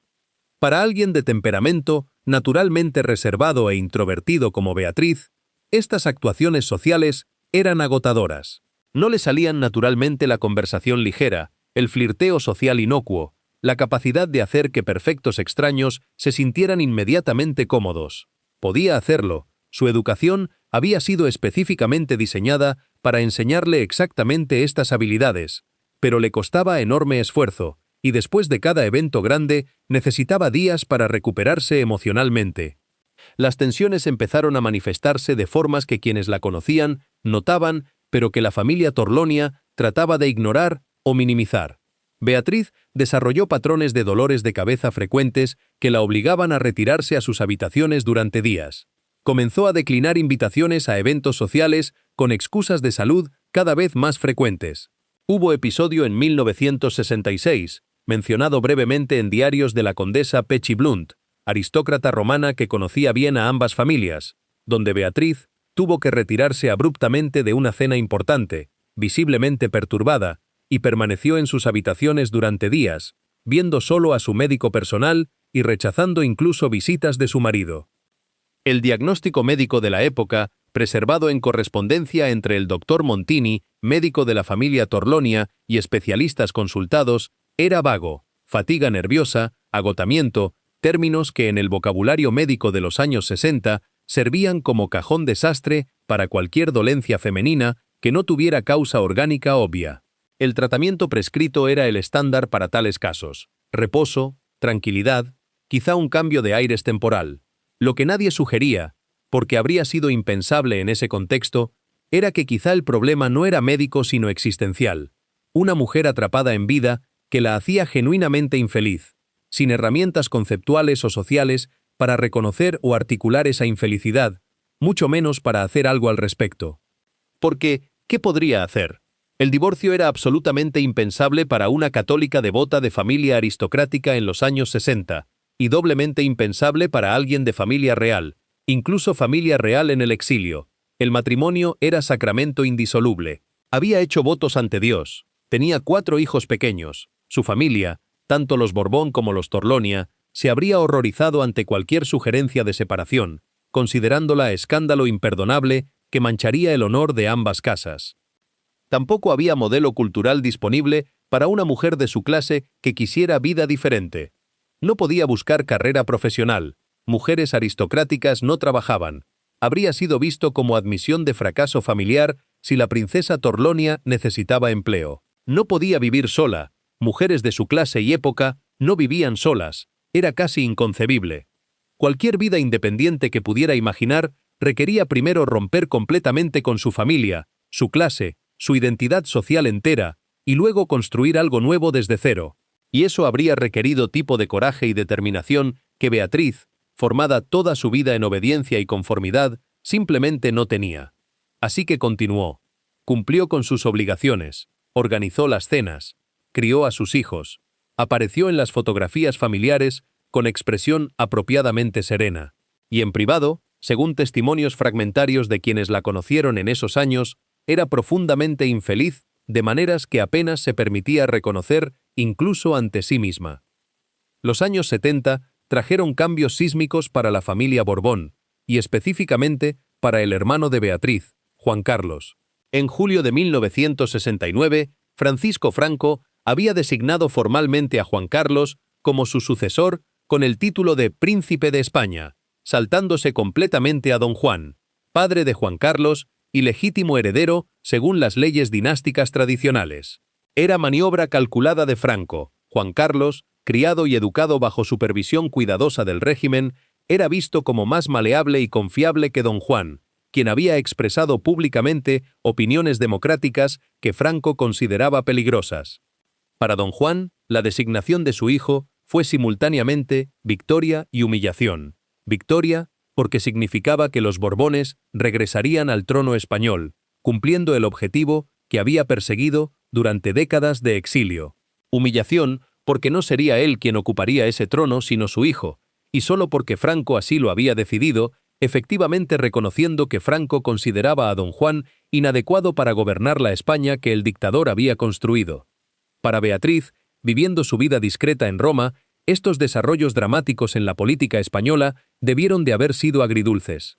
Por un lado, su hermano estaba siendo preparado para convertirse en rey, lo que elevaba el estatus de toda la familia. Por otro, subrayaba la irrelevancia de su propia vida para el proyecto dinástico que había sido la razón de ser de la familia durante décadas. Juan Carlos importaba porque sería rey. Pilar y Margarita importaban marginalmente porque eran hermanas mayores del futuro rey y residían en España, manteniéndose visibles en círculos monárquicos españoles. Beatriz, la menor, viviendo en Italia, casada en familia italiana, con hijos que estaban siendo criados como italianos más que españoles, era cada vez más periférica.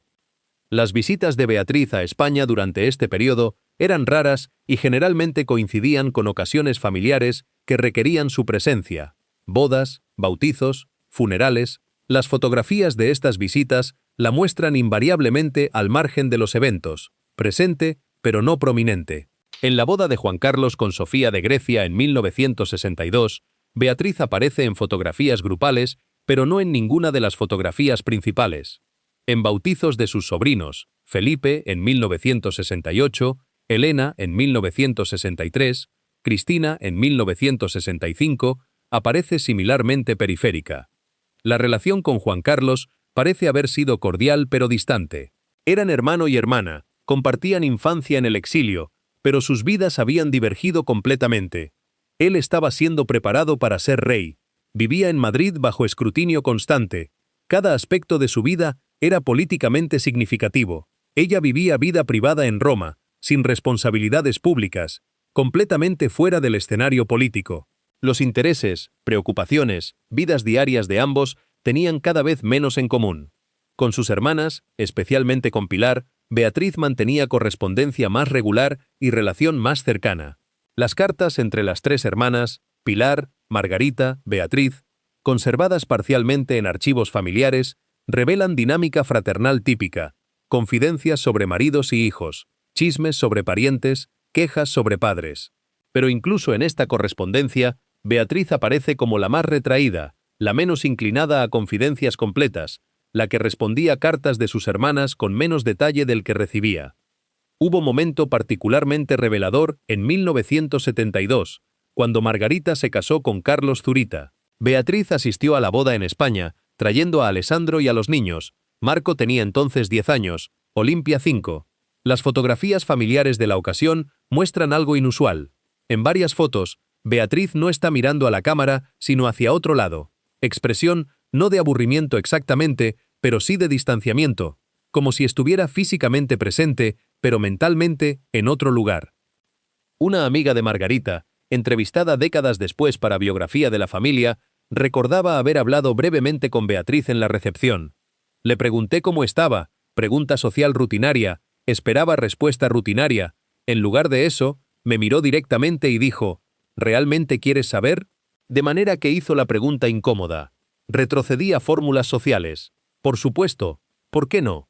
Y ella simplemente sonrió tristemente y dijo, no, no quieres. Y se alejó. Fue extraño. Fue como si por un segundo la máscara hubiera caído y hubiera visto a alguien muy infeliz detrás. Y luego la máscara volvió a su lugar. El episodio, recordado 30 años después, podría ser memoria distorsionada por el conocimiento posterior. O podría ser exactamente lo que parecía. Un momento donde Beatriz, cansada de actuación social constante, había expresado verdad inconveniente y luego inmediatamente había vuelto al papel que se esperaba de ella. La muerte de Franco en noviembre de 1975 y la subsecuente coronación de Juan Carlos como rey de España en noviembre de 1975 marcaron el momento culminante de la saga dinástica de los Borbones en el siglo XX. Después de 44 años de exilio y espera, la monarquía era restaurada. Juan Carlos, de apenas 37 años, asumía uno de los tronos históricamente más importantes de Europa en momento de tremenda incertidumbre. España estaba transitando de dictadura a democracia. Grupos terroristas operaban activamente. El ejército estaba lleno de franquistas que desconfiaban del cambio. Las regiones periféricas demandaban autonomía. Beatriz asistió a la coronación, naturalmente. Era hermana del rey, su presencia era obligatoria. Las fotografías oficiales de la ceremonia la muestran en la Catedral de Madrid, vestida formalmente, sentada con otras mujeres de la familia real. Está presente en el registro visual del evento, pero es casi invisible. Las cámaras se centran en Juan Carlos, en la reina Sofía, en don Juan, quien asistió pese a la amargura de haber sido saltado en la sucesión, en los infantes principales. Beatriz está allí, cumpliendo su papel, siendo apropiadamente invisible. En los años inmediatamente posteriores a la restauración, mientras Juan Carlos navegaba las complejidades políticas de democratizar España sin provocar golpe militar, Beatriz permaneció en Roma, cada vez más alejada de los eventos que transformaban el país de su nacimiento. España cambiaba aceleradamente. Nueva Constitución en 1978, primeras elecciones democráticas, legalización de partidos políticos de izquierda, autonomía para regiones. Pero esos cambios ocurrían en un país donde Beatriz nunca había vivido realmente, entre gente que no la conocía, en contexto político del que estaba completamente desconectada. Su función, en la medida en que tenía alguna función respecto a la monarquía española restaurada, era simplemente existir, ser hermana del rey, aparecer en genealogías oficiales, asistir a eventos familiares importantes cuando era absolutamente necesario. Era papel que requería hacer lo mínimo posible, mantenerse discreta, no causar problemas. Y Beatriz lo cumplía perfectamente, quizá demasiado perfectamente. Se estaba convirtiendo en exactamente lo que el título de esta biografía sugiere, la hermana que la familia prefiere olvidar, no porque hubiera hecho algo escandaloso, sino porque había hecho tan poco que fuera memorable que olvidarla era casi inevitable. Los años 80 y 90 transcurrieron para Beatriz en rutina cada vez más establecida y cada vez más alejada del escenario público.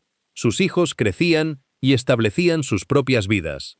Marco, el primogénito, se casó en 1988 con Blanca de Medina, de aristocrática familia española, en boda celebrada en Roma que atrajo cobertura discreta de prensa española e italiana. Vittoria se casó en 1992, Mafalda en 1994, Olimpia en 1998. Cada boda era evento social significativo en círculos aristocráticos romanos, pero ninguna generaba particular interés fuera de esos círculos. Los hijos de Beatriz eran aristócratas italianos, Torlonias, no Borbones en ningún sentido que importara políticamente. Beatriz se convirtió en abuela en los 90, rol que aparentemente abrazó con más entusiasmo del que había mostrado por la mayoría de aspectos de su vida adulta. Testimonios de familia sugieren que era abuela cariñosa, más cálida con sus nietos de lo que había sido con sus propios hijos, quizá porque la relación abuela-nieto venía sin las presiones y expectativas que habían complicado su maternidad. Pero incluso como abuela, mantenía la reserva emocional característica. No era la nonna italiana estereotípica, efusiva y constantemente presente. Era afectuosa pero controlada, generosa pero distante, disponible pero no invasiva. Sus nietos la recordarían después, en entrevistas raras, generalmente en contexto de cubrir eventos familiares para prensa de sociedad italiana. Con afecto pero también con cierta perplejidad. La querían, pero nunca sintieron que realmente la conocían. La relación con Alessandro, su marido, parece haber evolucionado en estos años hacia coexistencia civilizada sin particular intimidad. Vivían en el mismo palazzo, pero mantenían vidas considerablemente separadas. Él se ocupaba de negocios familiares y vida social con sus propios amigos. Ella tenía sus rutinas de actividades culturales y tiempo con familia. No había escándalo, no había separación formal, simplemente el tipo de matrimonio que muchas parejas aristocráticas de larga duración desarrollaban. Arreglo práctico de conveniencia mutua, vaciado de contenido emocional, pero funcionando adecuadamente en nivel superficial. Hubo rumores ocasionales, nunca confirmados, de que Beatriz había desarrollado amistad particularmente cercana con profesor de Historia del Arte que había conocido en conferencias en museos romanos en los 80. Los rumores sugerían que era relación más que amistosa, quizá romance discreto que proporcionaba a Beatriz algo de la conexión emocional e intelectual que su matrimonio no ofrecía. Pero estos rumores circulaban solo en niveles más chismosos de sociedad romana, nunca fueron respaldados por evidencia concreta, y podrían haber sido completamente inventados o basados en malentendidos de amistad genuinamente platónica. Lo que sí está documentado es que Beatriz desarrolló en estos años interés serio y sofisticado en historia del arte, particularmente arte barroco romano. Asistía regularmente a conferencias académicas, no como patrona aristocrática, cumpliendo obligación social, sino como estudiante genuina, tomando notas.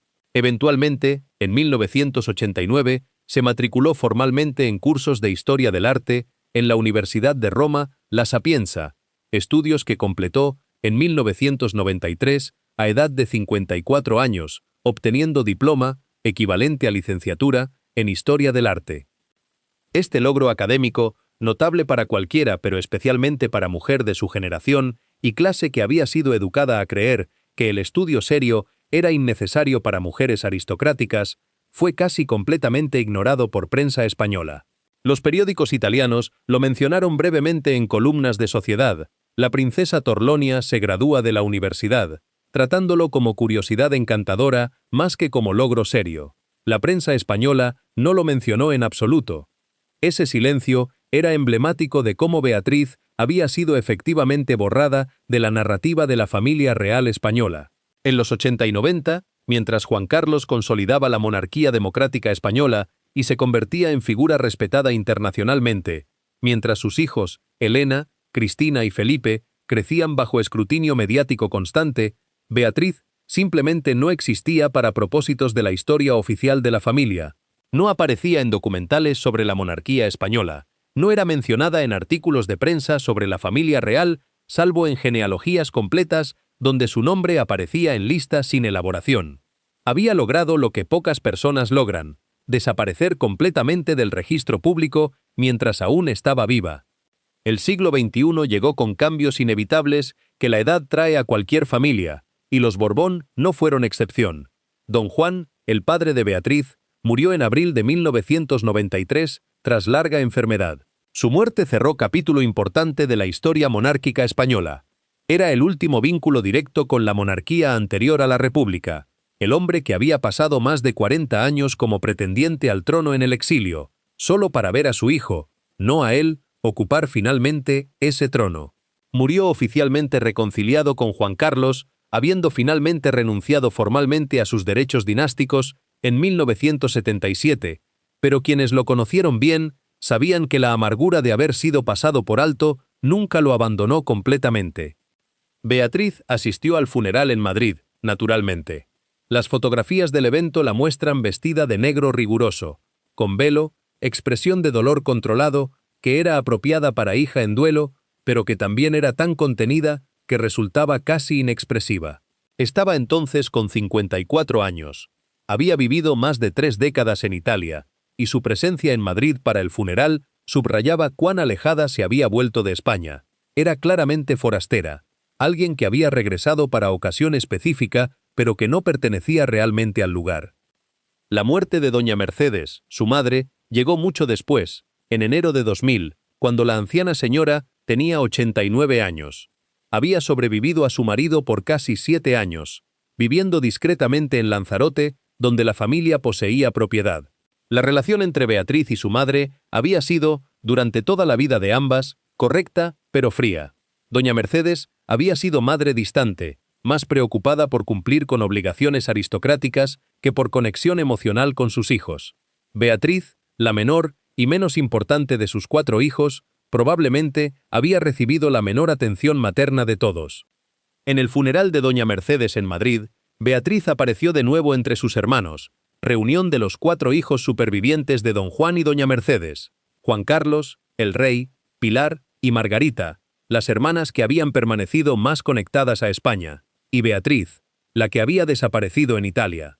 Las fotografías los muestran juntos, familia unida en duelo, pero incluso en esas imágenes cuidadosamente compuestas para consumo público, Beatriz aparece levemente apartada, como si incluso en evento tan íntimo como funeral de su madre, mantuviera distancia emocional que se había convertido en su característica definitoria. Con la muerte de ambos padres, los lazos de Beatriz con España se volvieron aún más tenues. Ya no había obligación de visitar a padres ancianos. Los eventos familiares que requerían su presencia se volvieron más raros. Sus hermanas la visitaban ocasionalmente en Roma. Pilar especialmente mantenía contacto más regular, pero esas visitas eran breves, cumplimiento de obligación fraternal más que expresión de intimidad profunda.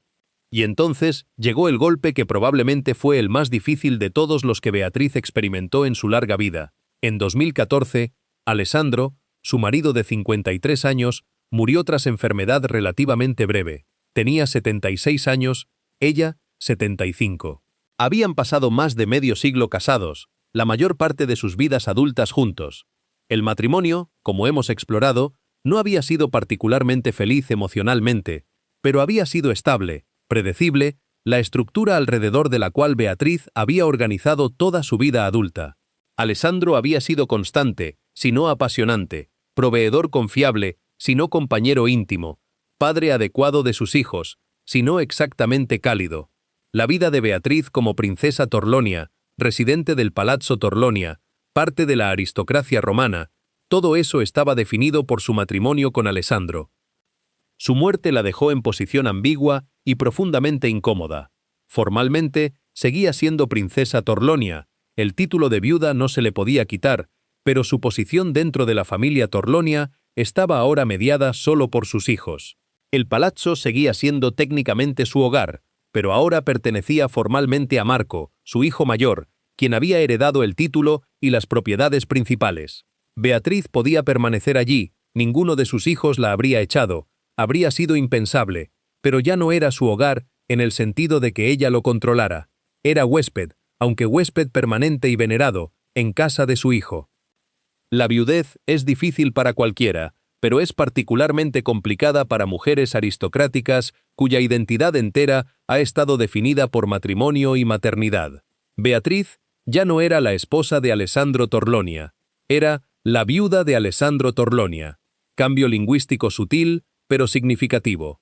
Sus hijos estaban todos casados, con sus propias familias, sus propias vidas. Los nietos estaban creciendo, volviéndose adolescentes y adultos jóvenes con sus propios intereses que cada vez incluían menos a la abuela anciana. ¿Cuál era su papel ahora? ¿Qué se suponía que debía hacer con el resto de su vida? Las fotografías de Beatriz, de este periodo, pocas, porque ya casi nunca era fotografiada por prensa, la muestran como mujer de 70 y tantos años, que ha envejecido de la manera que las mujeres de su clase generalmente envejecen. Bien cuidada, bien vestida, con el pelo perfectamente arreglado, pero con expresión de profunda tristeza, apenas disimulada. Hay foto particularmente reveladora, tomada en 2015 durante boda de uno de sus nietos. Beatriz está sentada algo apartada de grupo principal de invitados, mirando no hacia la cámara, sino hacia la distancia, expresión que solo puede describirse como de profunda soledad. Para entender completamente la magnitud del borramiento de Beatriz de la historia de la familia real española, conviene examinar específicamente cómo ha sido tratada, o más precisamente, no tratada, en las narrativas oficiales y semioficiales sobre la monarquía. Consideremos, por ejemplo, los documentales producidos por Televisión Española sobre la familia real durante el reinado de Juan Carlos, 1975-2014. Hubo docenas de ellos a lo largo de las décadas, especiales sobre la coronación, sobre bodas reales, sobre aniversarios significativos, sobre la transición democrática. Estos documentales cubrían exhaustivamente la vida de Juan Carlos, sus padres don Juan y doña Mercedes, su esposa Sofía, sus hijos Felipe, Elena y Cristina, e incluso sus hermanas Pilar y Margarita, en sus roles como infantas residentes en España. Beatriz aparece en estos documentales, si acaso, solo en dos contextos. Primero, en fotografías de archivo de la infancia de los 4 hermanos en el exilio, donde es inevitable incluirla porque está literalmente en las fotos familiares. Segundo, en listas verbales de los hijos de don Juan y doña Mercedes, donde el narrador menciona Juan Carlos, Pilar, Margarita y Beatriz, sin elaboración adicional. En ninguno de estos documentales hay entrevista con Beatriz, ni segmento dedicado a su vida, ni siquiera mención de su matrimonio o sus hijos más allá del dato genealógico básico. Este silencio es aún más notable cuando se compara con el tratamiento de Pilar y Margarita. Ambas hermanas mayores, aunque tampoco particularmente prominentes en vida pública española, al menos merecían menciones ocasionales, apariciones en eventos reales, entrevistas breves en programas de televisión. Pilar especialmente, como primogénita, tenía cierto estatus que garantizaba cobertura mediática ocasional. Pero Beatriz, la menor, la que vivía en Italia, simplemente no existía para propósitos de la narrativa mediática española sobre la monarquía. Las biografías de Juan Carlos publicadas a lo largo de su reinado muestran patrón similar. La biografía autorizada de José Luis de Vilallonga, El Rey, 1993, menciona a Beatriz exactamente 2 veces en más de 400 páginas, una vez en lista de hermanos de Juan Carlos, otra vez mencionando brevemente su boda con Torlonia. El libro de Pilar Urbano, La Reina, 1996, sobre la reina Sofía, menciona a Beatriz una sola vez en contexto de describir la familia de origen de Juan Carlos. La biografía de Paul Preston, Juan Carlos, Steering Spain from Dictatorship to Democracy, 2004, considerada una de las más serias y exhaustivas, menciona a Beatriz solo 3 veces en 700 páginas, siempre en contextos genealógicos sin elaboración. Este patrón de omisión casi total no puede ser accidental. Es resultado de decisión deliberada, probablemente tomada por la Casa Real Española en consulta con biógrafos y productores de documentales, de que Beatriz simplemente no era parte relevante de la historia que querían contar sobre la monarquía española moderna. La historia que querían contar era sobre Juan Carlos el Rey, que democratizó España, sobre Sofía la reina que modernizó la monarquía, sobre sus hijos que representaban futuro. Beatriz, viviendo discreta vida privada en Italia, no aportaba nada a esa narrativa. Mejor simplemente no mencionarla. Hay incluso ejemplos más extremos. En 2014, cuando Juan Carlos abdicó en favor de su hijo Felipe, múltiples periódicos españoles publicaron retrospectivas de su reinado que incluían árboles genealógicos de la familia real. Varios de estos árboles genealógicos, publicados en periódicos nacionales importantes como El País y ABC, simplemente omitían a Beatriz completamente, saltando directamente de Margarita a Juan Carlos, como si Beatriz nunca hubiera existido. Cuando lectores escribieron señalando el error, las correcciones publicadas eran breves y sin disculpa. El árbol genealógico publicado ayer omitió inadvertidamente a la infanta Beatriz, hermana menor de Juan Carlos. Inadvertidamente. Como si olvidar completamente la existencia de una hermana del rey fuera error comprensible y perdonable. Como si Beatriz fuera tan insignificante que su ausencia del registro histórico fuera natural y esperada. La experiencia de Beatriz no es única en la historia de las monarquías europeas. Hay larga tradición de hijas e hijos menores de familias reales que son efectivamente borrados de la narrativa oficial porque no cumplen función útil en la historia dinástica. Comparar el caso de Beatriz con algunos de estos otros casos ilumina patrones más amplios sobre cómo las monarquías tratan a sus miembros superfluos. Consideremos, por ejemplo, a la princesa María Luisa de Borbón dos Sicilias, tía de Beatriz, hermana de doña Mercedes. Nacida en 1906, se casó en 1928 con un aristócrata italiano, el príncipe Jan Kanti Włodzimierz Tyszkiewicz, y desapareció completamente de la historia de la familia Borbón dos Sicilias. Vivió hasta 2001, muriendo a los 95 años, pero durante esos 73 años posteriores a su matrimonio fue mencionada exactamente 0 veces en cualquier narrativa oficial sobre su familia de origen. Existió, tuvo vida larga, tuvo hijos y nietos, pero para propósitos de la historia oficial de los Borbón dos Sicilias, simplemente dejó de existir el día que se casó fuera de la familia. O consideremos a la princesa Cecilia de Grecia, hermana de la reina Sofía, esposa de Juan Carlos y por tanto, cuñada de Beatriz. Cecilia se casó con un aristócrata español en 2013, a edad relativamente avanzada de 64 años, tras décadas viviendo vida muy privada en Grecia. La boda fue cubierta por prensa española porque involucraba a hermana de la reina, pero la cobertura enfatizaba constantemente lo desconocida que era Cecilia, el misterio de su vida privada, como si el hecho de que alguien de familia real hubiera vivido tranquilamente, sin buscar atención mediática, fuera fenómeno extraño que requiriera explicación.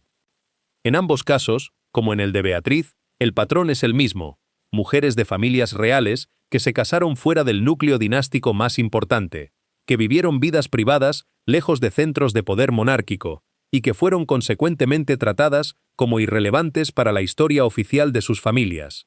No es que hicieran nada escandaloso que requiriera su eliminación activa de registros históricos. Ese es patrón diferente, el de los príncipes y princesas deshonrados. Simplemente no hicieron nada suficientemente importante como para merecer remembranza. Esta comparación sugiere que la experiencia de Beatriz es síntoma de algo más amplio sobre cómo funcionan las monarquías y cómo construyen sus narrativas históricas. Las monarquías son instituciones fundamentalmente orientadas hacia la continuidad dinástica. Lo que importa es la línea sucesoria, quien hereda el trono, quien produce los herederos que heredarán después. Todos los demás miembros de la familia real son relevantes solo en la medida en que apoyan o amenazan esa función central. Los herederos directos son obviamente centrales a la narrativa. Los hermanos del monarca pueden ser importantes como repuestos en caso de que algo le pase al heredero principal o como apoyo político al monarca. Pero los hermanos menores, especialmente hijas que se casan fuera de la familia y producen herederos para otras familias, simplemente no sirven función útil para la monarquía de origen. Por tanto, pueden ser olvidados sin pérdida aparente. A lo largo de esta biografía, hemos documentado la vida que Beatriz tuvo: nacimiento en exilio, infancia precaria, adolescencia en Portugal, esperando restauración que eventualmente llegaría para su hermano, pero no cambiaría fundamentalmente su propia vida, matrimonio arreglado con aristócrata italiano, décadas en Roma como princesa Torlonia, viudez solitaria. Hemos documentado cómo fue progresivamente borrada de la narrativa oficial de su familia de origen, cómo se convirtió en la hermana que la familia real española prefiere olvidar. Pero hay pregunta más difícil que hemos evitado hasta ahora: ¿qué vida habría querido Beatriz si hubiera tenido elección real? ¿Quién habría sido si hubiera nacido en circunstancias diferentes o si hubiera tenido coraje de romper con las expectativas de su familia y clase? La evidencia para responder esta pregunta es fragmentaria y requiere considerable especulación, pero hay pistas. Su interés serio en historia del arte, desarrollado en edad madura, sugiere mente más intelectual de lo que su educación aristocrática había asumido o fomentado. Su decisión de matricularse formalmente en universidad a los 50 años, cuando habría sido mucho más fácil simplemente continuar asistiendo a conferencias como oyente interesada, sugiere deseo genuino de logro académico, de ser reconocida por competencia intelectual más que solo por nacimiento. Las cartas a sus hermanas que hemos citado, con sus momentos ocasionales de cuestionamiento existencial rápidamente reprimidos, sugieren que al menos a veces se permitía imaginar vida diferente, aunque inmediatamente descartaba esos pensamientos como egoístas e indignos. ¿Qué habría pasado si no los hubiera descartado? ¿Qué habría pasado si, por ejemplo, en lugar de casarse con Alessandro a los 22 años, hubiera insistido en ir a universidad primero, en estudiar formalmente historia del arte, en desarrollar carrera académica? La respuesta honesta es que habría sido casi imposible en el contexto de su época y clase. Mujeres aristocráticas de su generación simplemente no hacían esas cosas. La educación universitaria para mujeres aristocráticas era rara en los años 50, y cuando ocurría, era generalmente vista como capricho temporal antes del matrimonio, no como preparación para carrera seria. Una infanta española, insistiendo en carrera académica en lugar de matrimonio apropiado, habría sido vista como escandalosa, problemática, posiblemente mentalmente inestable. Habría requerido romper no solo con las expectativas de su familia inmediata, sino con siglos de tradición aristocrática sobre el papel apropiado de mujeres de su clase. Habría requerido estar dispuesta a ser desheredada emocionalmente, si no formalmente, a ser vista como deshonra para la familia, a vivir potencialmente sin apoyo financiero familiar, y habría requerido modelo a seguir de otras mujeres aristocráticas que hubieran tomado ese camino antes que ella, y tales modelos simplemente no existían en su mundo en los años 50 y 60. Así que la pregunta, ¿qué vida habría querido Beatriz?, es en cierto modo injusta, porque presupone grado de autodeterminación y libertad de elección que simplemente no estaba disponible para mujeres de su clase y generación. Las opciones reales que tuvo fueron extremadamente limitadas: casarse apropiadamente o convertirse en solterona vergonzosa para la familia, casarse con Alessandro específicamente o arriesgarse a que no apareciera otro candidato igualmente apropiado, aceptar la vida de princesa Torlonia en Roma o qué, exactamente. No había o real. Pero reconocer que sus opciones eran limitadas no es lo mismo que decir que su infelicidad no importaba o que era inevitable. Otras mujeres, en circunstancias similares, encontraron formas de crear espacios de autonomía y significado dentro de constreñimientos estructurales similares. Algunas se volvieron patronas serias de artes, usando riqueza y posición para apoyar artistas y construir colecciones significativas. Algunas se involucraron en caridad de manera que iba más allá de cumplimiento social, de obligación aristocrática, construyendo instituciones que sobrevivieron después de ellas. Algunas cultivaron salones intelectuales, reuniendo a pensadores y artistas en sus hogares y contribuyendo genuinamente a vida cultural de sus ciudades. Beatriz no hizo ninguna de esas cosas, o al menos no de manera que dejara marca histórica. No fue patrona significativa de artes. No hay museo o galería que lleve su nombre. No hay artistas que la recuerden como apoyo crucial. No fundó instituciones caritativas importantes. No reunió a intelectuales en salones memorables. Simplemente existió, cumpliendo obligaciones mínimas de su posición, criando a sus hijos, envejeciendo en soledad creciente. ¿Por qué? Parte de la respuesta probablemente está en temperamento. Era persona naturalmente reservada, introvertida, poco inclinada a autopromoción que esos proyectos públicos habrían requerido. Parte está en su educación. Había sido entrenada toda su vida a no llamar atención, a ser decorativa pero invisible, y eso no se desaprende fácilmente. Y parte probablemente está en simple infelicidad que drenaba energía que habría requerido para proyectos ambiciosos. Cuando estás profundamente infeliz, simplemente sobrevivir día a día consume todos tus recursos emocionales. No queda nada para grandes gestos o proyectos de largo plazo. Después de la muerte de Alessandro en 2014, Beatriz vivió sus últimos años en relativo aislamiento. Seguía residiendo en el Palazzo Torlonia, en el ala que había sido su hogar durante más de medio siglo, pero ahora rodeada principalmente por personal doméstico anciano que había estado con la familia durante décadas, y nietos ocasionales que la visitaban por deber más que por deseo genuino de pasar tiempo con abuela anciana que nunca había sido particularmente cálida. Sus apariciones públicas se volvieron cada vez más raras. Asistía todavía a eventos familiares absolutamente obligatorios, bodas, bautizos, funerales, pero incluso esas apariciones disminuyeron a medida que envejecía y la salud se volvía excusa conveniente para declinar invitaciones. Las fotografías de ella de este periodo, cuando existen, la muestran como mujer de 80 y tantos años, visiblemente frágil, frecuentemente usando bastón, siempre con expresión que oscila entre cansancio y resignación. La abdicación de Juan Carlos en 2014 marcó otro momento de transición para la monarquía española, y uno que subrayó aún más la irrelevancia de Beatriz. Felipe VI, su sobrino, asumió el trono a los 46 años, representando nueva generación. La narrativa mediática sobre la monarquía se enfocó completamente en Felipe y su familia, su esposa Leticia, sus hijas Leonor y Sofía, con menciones ocasionales de sus padres Juan Carlos y Sofía como generación anterior. Beatriz, tía del nuevo rey, no fue mencionada en absoluto en la mayoría de coberturas sobre la transición. Hubo momento particularmente revelador durante las celebraciones de la proclamación de Felipe VI en junio de 2014. La familia real entera se reunió en Madrid para ceremonias oficiales. Felipe y Leticia, naturalmente, como nuevos reyes, Juan Carlos y Sofía como reyes eméritos, las infantas Elena y Cristina, hermanas de Felipe, Pilar y Margarita, tías de Felipe. Beatriz fue invitada, habría sido impensable no invitarla, pero declinó asistir, citando problemas de salud. Tenía 75 años, edad en la que tales excusas son fácilmente aceptadas y rara vez cuestionadas.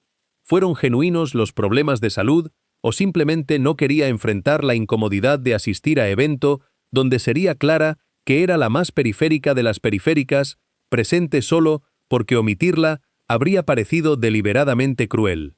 No lo sabemos. Lo que sí sabemos es que su ausencia fue notada solo por su familia inmediata. Sus hermanas preguntaron por ella, según reportes, pero no comentada en absoluto por prensa, que ni siquiera mencionó que una tía del nuevo rey no había asistido a su proclamación.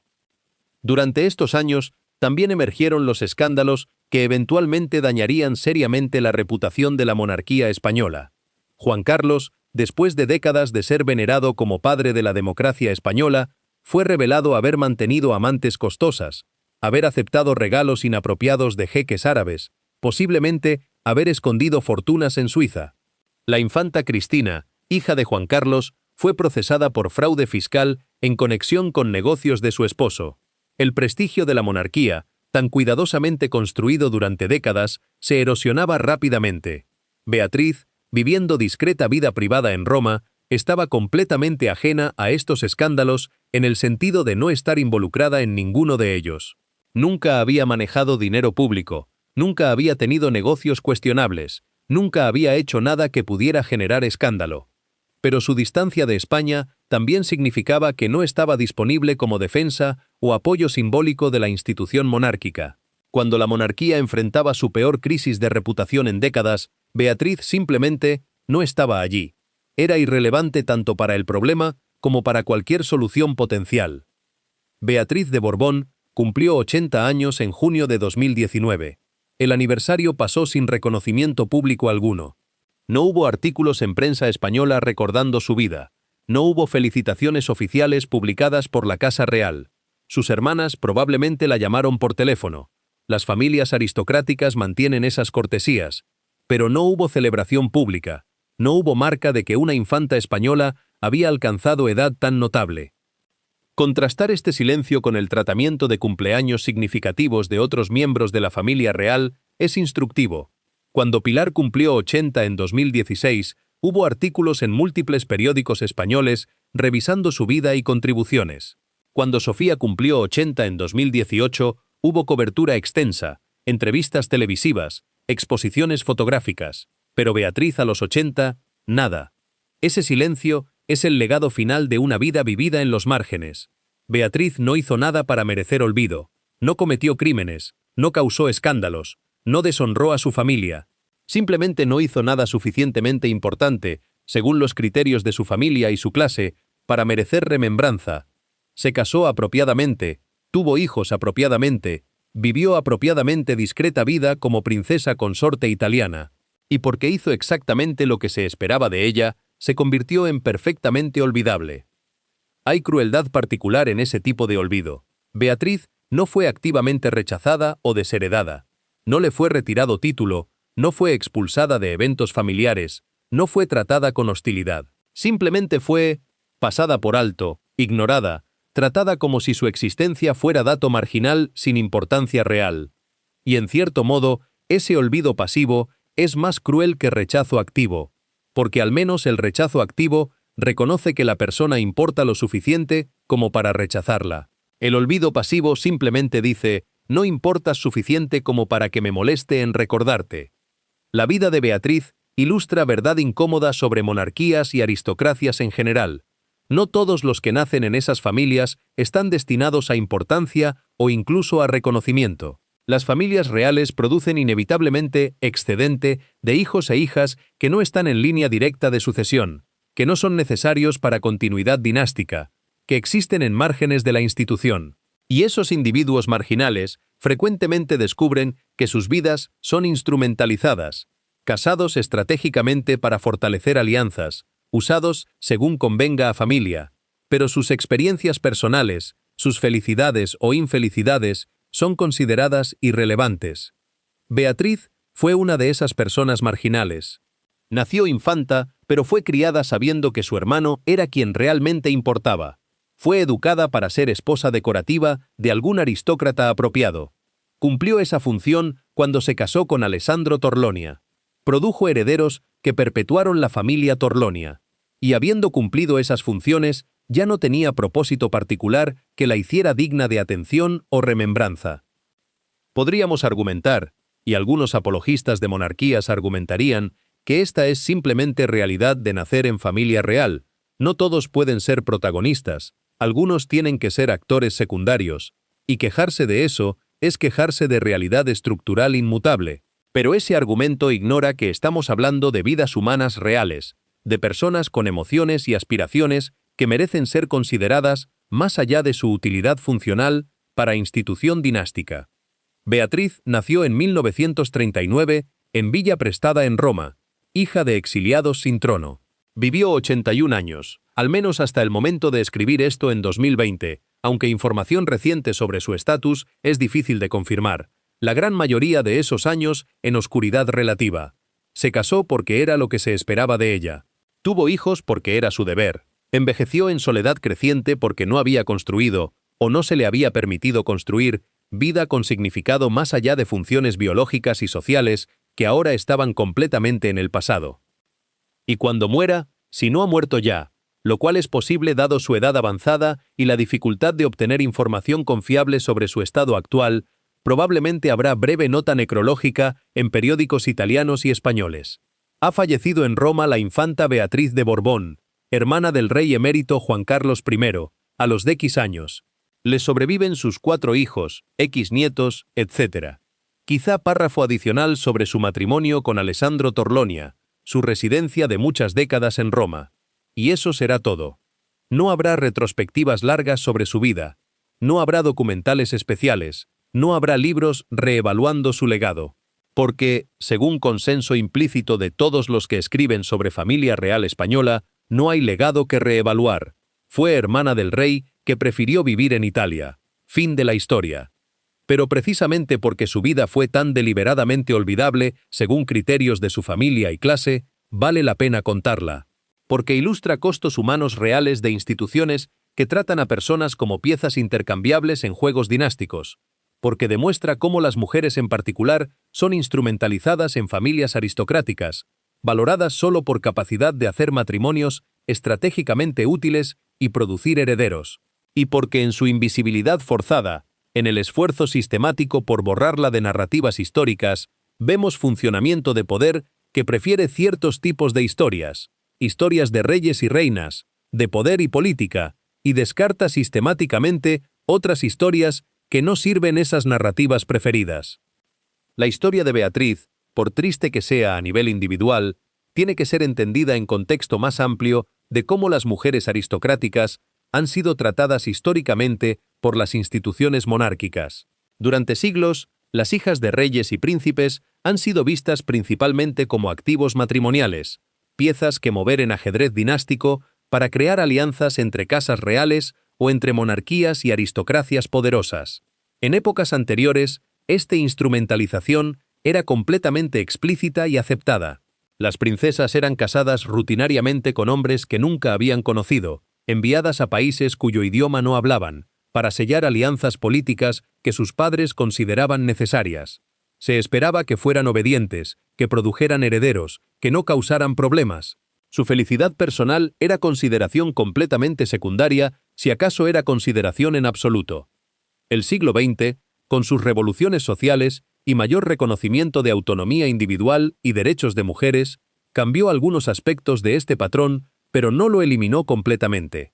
Las familias reales europeas en el siglo XX continuaron viendo matrimonios de sus hijas como asuntos estratégicos que requerían aprobación familiar, aunque generalmente con más pretensión de que la joven tenía elección real en el asunto. Beatriz creció en momento particular de transición. Su generación ya no podía ser simplemente entregada en matrimonio arreglado contra su voluntad explícita. Habría sido escandaloso en los años 50 y 60, pero tampoco tenía verdadera libertad para elegir marido basándose puramente en preferencia personal. El compromiso era forma híbrida. Se le presentaban candidatos apropiados, se organizaban oportunidades para conocerlos bajo supervisión, se le permitía teóricamente rechazar candidatos que encontrara completamente inaceptables, pero se esperaba que aceptara a algún candidato del grupo apropiado dentro de marco temporal razonable.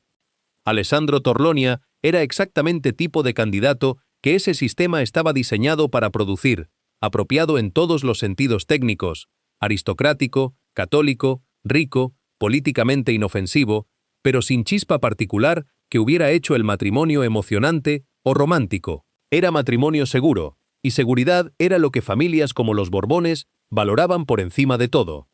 Pero valorar seguridad por encima de compatibilidad emocional genuina significa que inevitablemente producirás matrimonios que funcionan adecuadamente en superficie, pero que son profundamente insatisfactorios para personas reales involucradas. Y cuando esos matrimonios involucran mujeres que han sido criadas para nunca quejarse, nunca expresar insatisfacción, nunca admitir que podrían querer algo diferente de lo que tienen, el resultado es vidas de callada desesperación que se vuelven invisibles precisamente porque son tan calladas. Beatriz fue uno de esos casos. No tuvo matrimonio catastrófico que termina en divorcio escandaloso. No tuvo matrimonio abusivo que requiere intervención legal o familiar. Tuvo matrimonio que funcionaba, en todos los sentidos superficiales, perfectamente bien, pero que no le daba satisfacción emocional o intelectual que habría necesitado para ser genuinamente feliz. Y porque funcionaba bien en superficie, porque cumplía con todas las expectativas sociales, su infelicidad privada era invisible e irrelevante. En los últimos años, ha habido algo de cambio en cómo las familias reales europeas manejan matrimonios de sus miembros. Las generaciones más jóvenes tienen considerablemente más libertad para elegir esposos y esposas basándose en preferencia personal más que solo consideraciones dinásticas. Felipe VI de España se casó con Leticia Ortiz, periodista sin sangre aristocrática en absoluto, en lo que habría sido escándalo imposible 2 generaciones antes. Guillermo de Inglaterra se casó con Kate Middleton, de familia de clase media alta, pero completamente plebeya. Estos matrimonios señalan cambio real, idea de que felicidad personal y compatibilidad genuina importan más que pureza de sangre aristocrática. Pero ese cambio llegó demasiado tarde para Beatriz. Ella fue de última generación para quien esas consideraciones aristocráticas tradicionales todavía dominaban completamente, y pagó precio por ello. Vida que cumplía perfectamente con todas las expectativas de su familia y clase, pero que la dejaba profundamente insatisfecha. La pregunta que su vida plantea es si ese precio era necesario. ¿Realmente beneficiaba a monarquía española o a familia Borbón que Beatriz se casara con Alessandro Torlonia? El matrimonio no trajo alianza política particularmente útil. Italia ya no era monarquía en 1960. Los Torlonia no tenían poder político. No trajo fortuna necesaria a familia Borbón. Don Juan tenía otros medios de apoyo financiero. No produjo herederos al trono español. Los hijos de Beatriz son italianos, Torlonias, sin conexión a monarquía española. Entonces, ¿qué propósito sirvió realmente el matrimonio, excepto cumplir con expectativa tradicional de que hijas de familias reales deben casarse apropiadamente? Y si el único propósito era cumplir expectativas sin utilidad práctica, ¿merecía el costo en felicidad humana? Estas preguntas son incómodas para defensores de monarquías porque sugieren que tradiciones que se defienden como necesarias para continuidad institucional son frecuentemente solo eso, tradiciones, que se perpetúan no porque sirvan propósito útil, sino porque así se ha hecho siempre. Y cuando tradiciones se perpetúan puramente por inercia, sin examen crítico de si realmente sirven algún propósito beneficioso, el resultado inevitable es sufrimiento innecesario para personas atrapadas en esas tradiciones. Beatriz fue atrapada. Nació en momento histórico y familia particular que la definió completamente por circunstancias de nacimiento sobre las que no tenía control. Fue educada para cumplir papel específico, esposa decorativa de aristócrata apropiado. Cumplió ese papel perfectamente, y como recompensa por obediencia perfecta, fue olvidada. Su vida no fue trágica en sentido dramático, no terminó en suicidio o locura o escándalo público. Fue trágica en sentido más silencioso y quizá más común, vida vivida en conformidad completa con expectativas ajenas, sin espacio para desarrollo de identidad genuinamente propia, terminando en soledad y olvido. Y el hecho de que Monarquía Española ha trabajado tan consistentemente para borrarla de sus narrativas oficiales sugiere incomodidad institucional con lo que su vida representa. Porque si se presta demasiada atención a Beatriz, si se reconoce plenamente su humanidad y su infelicidad, entonces hay que confrontar preguntas incómodas sobre costo humano de sistema monárquico que trata a personas como instrumentos para perpetuación dinástica. Más fácil simplemente no mencionarla. Más fácil omitirla de árboles genealógicos publicados en periódicos. Más fácil producir documentales sobre familia real que mencionan su nombre exactamente una vez en lista de hermanos sin elaboración adicional. Más fácil tratarla como si nunca hubiera existido realmente, como si fuera nota al pie sin importancia en historia más grande de monarquía española. Pero existió. Vivió 81 años, hasta donde sabemos, la mayoría de ellos en cumplimiento obediente con expectativas de su familia.